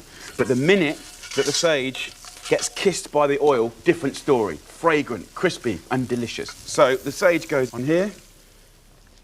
So let's just check the spuds. Right, these potatoes are ready. Give the spuds a good old mash. You can go as fine or as smooth as you like. Season, add a glug of olive oil, and grate up 20 grams of cheddar cheese. And you can just add a little water just to adjust the texture. And look, just by adding it, you almost can beat it a bit more and it becomes a lot softer. So mix that up and you make the most fantastic rustic mash. The great thing about the pork fillet is really lean, but it's really delicious, and it's very tender, and it's very, very easy to cook. So it's a great cut of meat. It really is. Take some of that juice and pour that right over, and that will start to cook into the potatoes. And then just a tiny little grating of cheese on the top, but not on the meat. And that, my friend, is gonna be beautiful. So whack that in the oven on a high grill. This is one speedy dish. 10 minutes is all it takes to turn golden and crispy. Right, guys, look at that. So good. Now for the last quick hit. Wafer-thin prosciutto will give gorgeous flavour and a crispy crunch. You can just take bits and tear it and sort of just stick it into the potato. Or you can leave it whole, wrap it around the meat. Sage and pork, it's just a great little combo that's gonna work ultra hard. And then comforting mash, but with crispy bits. Never deny yourself crispy bits. Back in for the last 2 minutes. You know when to take it out because it just looks incredible. 2 minutes is all it takes to crispen up your prosciutto. Grab your plates and get ready to tuck in. So we're looking good. Let's have a little look. Whoa. Come on. Brilliant, brilliant combo. Oh, look at that. Let's have a slice up. You can see it's really juicy. Would I go for that bit first or that little corner of crispy, insane? I mean, look, mashed potato, even the bum's gone a bit crispy. Oh, come on. Sage, crispy prosciutto, mash and meat. That is so good. That nice amount of cheese in the mash, and the prosciutto, and the fat melting and going crispy, then going into the mash. It's like everything's flavouring each other. Amazing. My pork and mash gratin, a real belter of a dish. Big hitting family food that you can knock up in a hurry. First up, my silky sausage carbonara with a quick hack for a perfumed peppery punch. Guys, this is a dish that's going to blow your mind. It's going to be a family classic. It's like a keeper. You'll need free-range Cumberland sausages, tagliatelle, flat leaf parsley, free-range eggs, and freshly grated parmesan. We're going to do sausage meatball carbonara. It's a joy. It's one of the most exciting, delicious things, and it's so quick, it's painful. It takes literally the time it takes to cook the pasta. So, our timer will be the pasta. It takes 12 minutes to cook in fast boiling water. Season it with salt, very important. And then we're going to whack in 150 grams, which is that much. Let's talk about sausage. British Cumberland sausage. We're going to take 3 of them. Big old fat, beautiful boys. Look at those. And then pinch out roughly 6 little balls from each sausage. Give or take. If it's 5, it don't matter. I might get a bit excited because I am genuinely excited to cook this. Making quality sausages into meatballs is a clever little shortcut because the sausage meat is already packed with flavour and raring to go. A nice little optional extra is to crack your pepper to order, right? It's much more delicious. Of course, you can use pre-ground stuff, but let me help you make it the best that it can be. Right, put your hand over a pestle and mortar, bash the life out of it, crack it all, smash it all, grind it, pummel it, muddle it, right? There's perfume that comes out of this, which is incredible. And actually, when you have a really good carbonara in Rome, the black pepper is essential to the success of this dish, essential, right? So we're gonna just get my bowls and we're letting that cook. And I don't know why I'm dancing like this, but I'm looking somewhere for, Okay, so we've now got our little black pepper. I want to come here, I want to pour the black pepper over here like this, and I'm gonna put it onto a board like that. This smells completely different to regular pre-grated black pepper. If you look in here, that looks like what you buy, right? And that's more of the black outer husk. This is more of the white pepper. And then what we can do is just put our balls over the black pepper. Beautiful, right? Do you think that makes a difference? You should try it. Oh my Lord. This is gonna have a heat and a perfume like you just can't believe. And then just give me a little rub around. It's gonna be amazing. It won't be so hot that you can't handle it. No, no, no, no, no. It's gonna be elegant. It's gonna have a kind of savouriness that's just phenomenal. Right, pan, little bit of oil. Don't need much.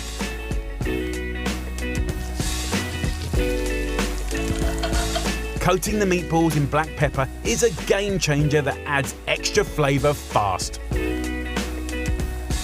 So the art of the perfect carbonara, in my opinion, is the emulsification of the starchy cooking water, the fats that have rendered out of your meat, and egg. As you know, eggs cook at a very low temperature. And I'm just going to take a small bunch of parsley, and stalks and all, by the way. The stalks, everyone throws them away. They're so sweet and delicious. Just roughly chop it, and then into our egg. And then we're going to go 30 grams of Parmesan. Around about that much. Whip the parsley, Parmesan and egg together. Simple as that. Back to my balls. So now the pasta's done. One of the biggest problems in pasta is people put it in a colander, and that's a problem because all the water goes away, and actually there's value in that water. So I'm just going to show you a different technique. Turn the heat off, heat comes off, drag the pasta and some water. Very important. Immediately that water is breaking the frying. We're no longer frying anymore. We're off the heat, no more heat. Then what we can do is just put a little bit of water in the eggs, and in we go. Now the eggs cook at such a low temperature. The last thing we want to do is have scrambled eggs. Absolutely, we do not want that. So we're going to move this around and see it's got thick, bit more water. So even a bit more water. See how much water we're putting in. And now, look, look, look, it's changing. Look at that. Yes, yes, that's a carbonara, right? And it's as much about flavour as it is texture. And for texture to be gorgeous, it must be loose and elegant, like a lovely little silk scarf. So, a couple of little plates, and we are good to go. Get yourself some pasta.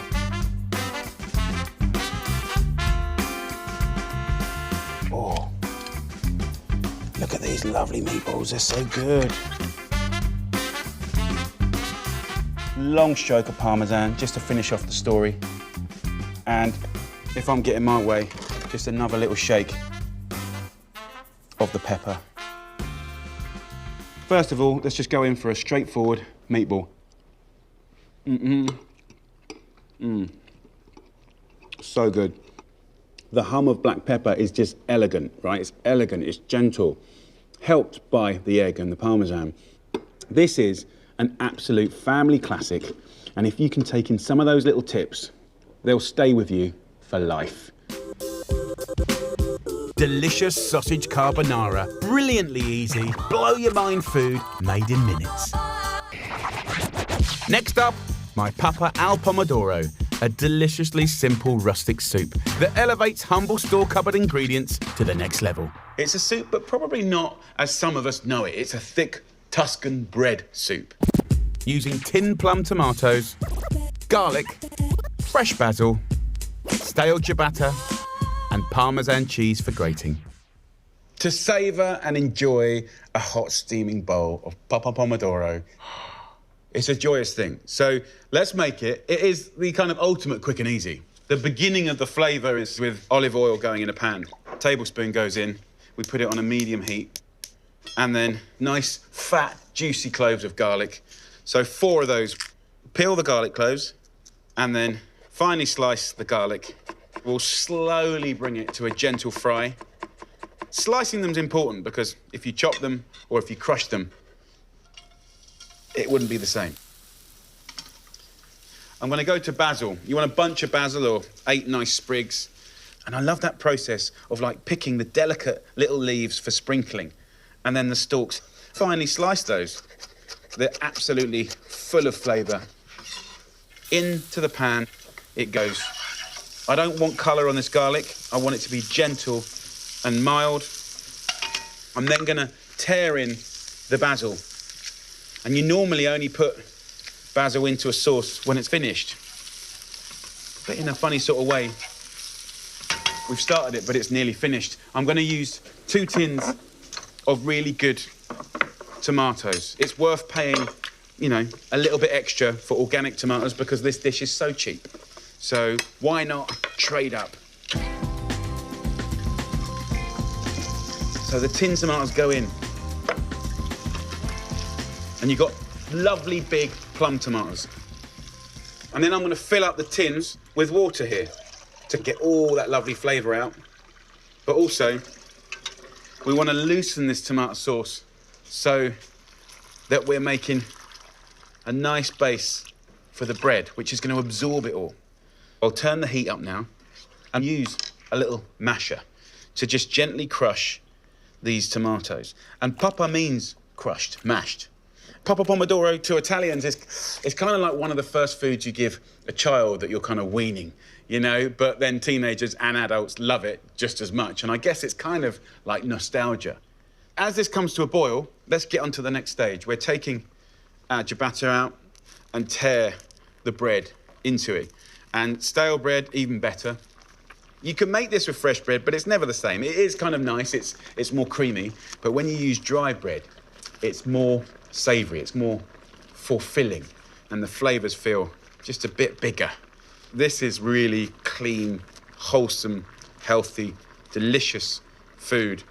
Stir that in, and then let the movement of the blip, blip, blip sort it out. Just turn it right down, 5 minutes, and then I'll show you how to serve it up. Season that with a little sea salt, a little black pepper.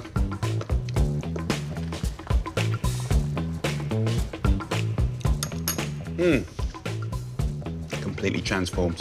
If you want to nick a few more basil leaves, you can just tear a few more through.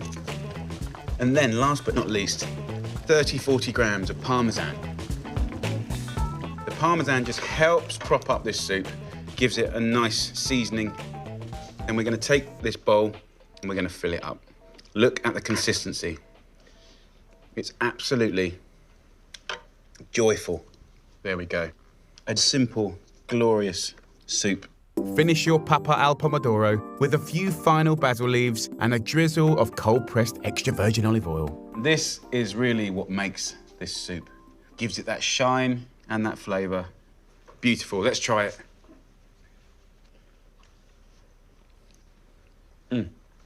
If you make it with great bread and great oil and great tomatoes, it becomes like a stodgy bowl of luxury, something really amazing and beautiful and artisan.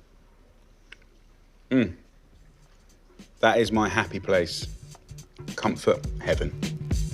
The ultimate quick and easy comforting dish, using humble store-cupboard ingredients elevated into a heavenly hearty soup. Now for my comforting sausage bake.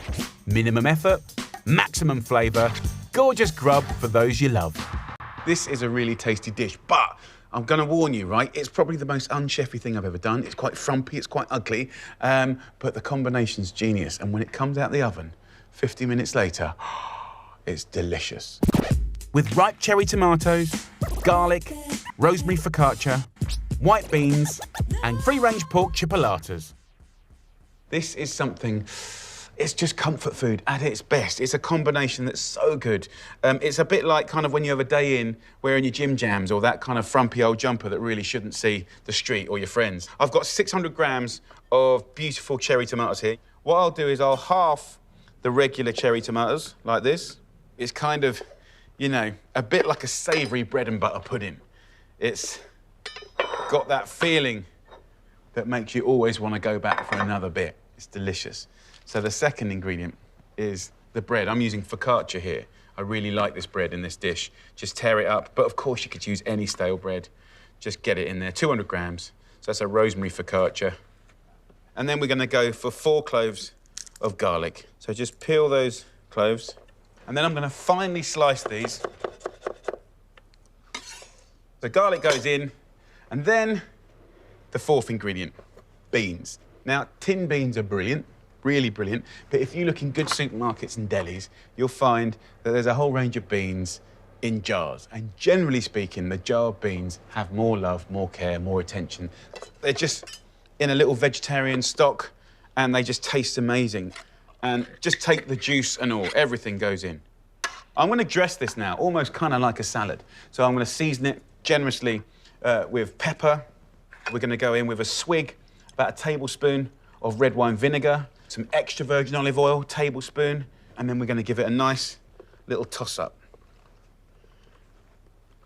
And the stodge of the bread and the beans is just going to kind of exaggerate now. So that's kind of the heart of the dish done, seasoned up and lovely.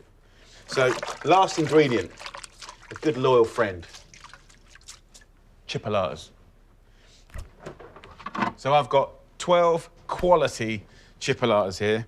I want to just pinch them in the middle, twist, pinch in the middle, twist. I literally only do this just for portion controlling and just to kind of make more of the sausage, really. And they're all going to sit on the top. So I'm just going to push those chipolatas in. Let's do one more here. Most of the sausages will be golden and crisp, but some of it will be kind of blonde and soft, and it's just going to be utter comfort food. The sides will kind of just cook away a little bit and go crispy and gnarly. And in the oven it goes at 180 degrees Celsius, which is 350 Fahrenheit, for 45 minutes or thereabouts until golden and delicious looking. Oh, the smell is amazing.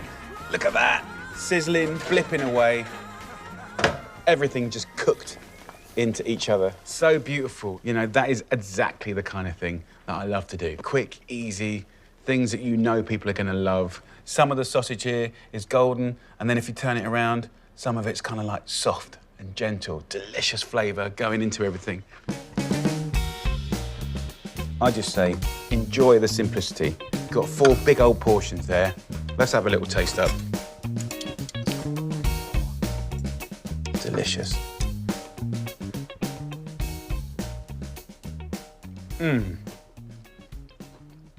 The beans are like literally the best baked beans ever.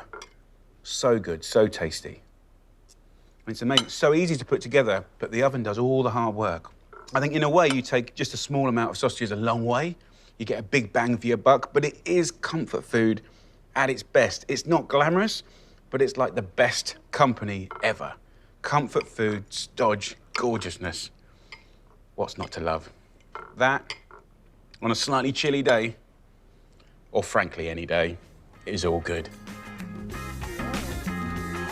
A phenomenally fast, no-frills feast for the people you love best.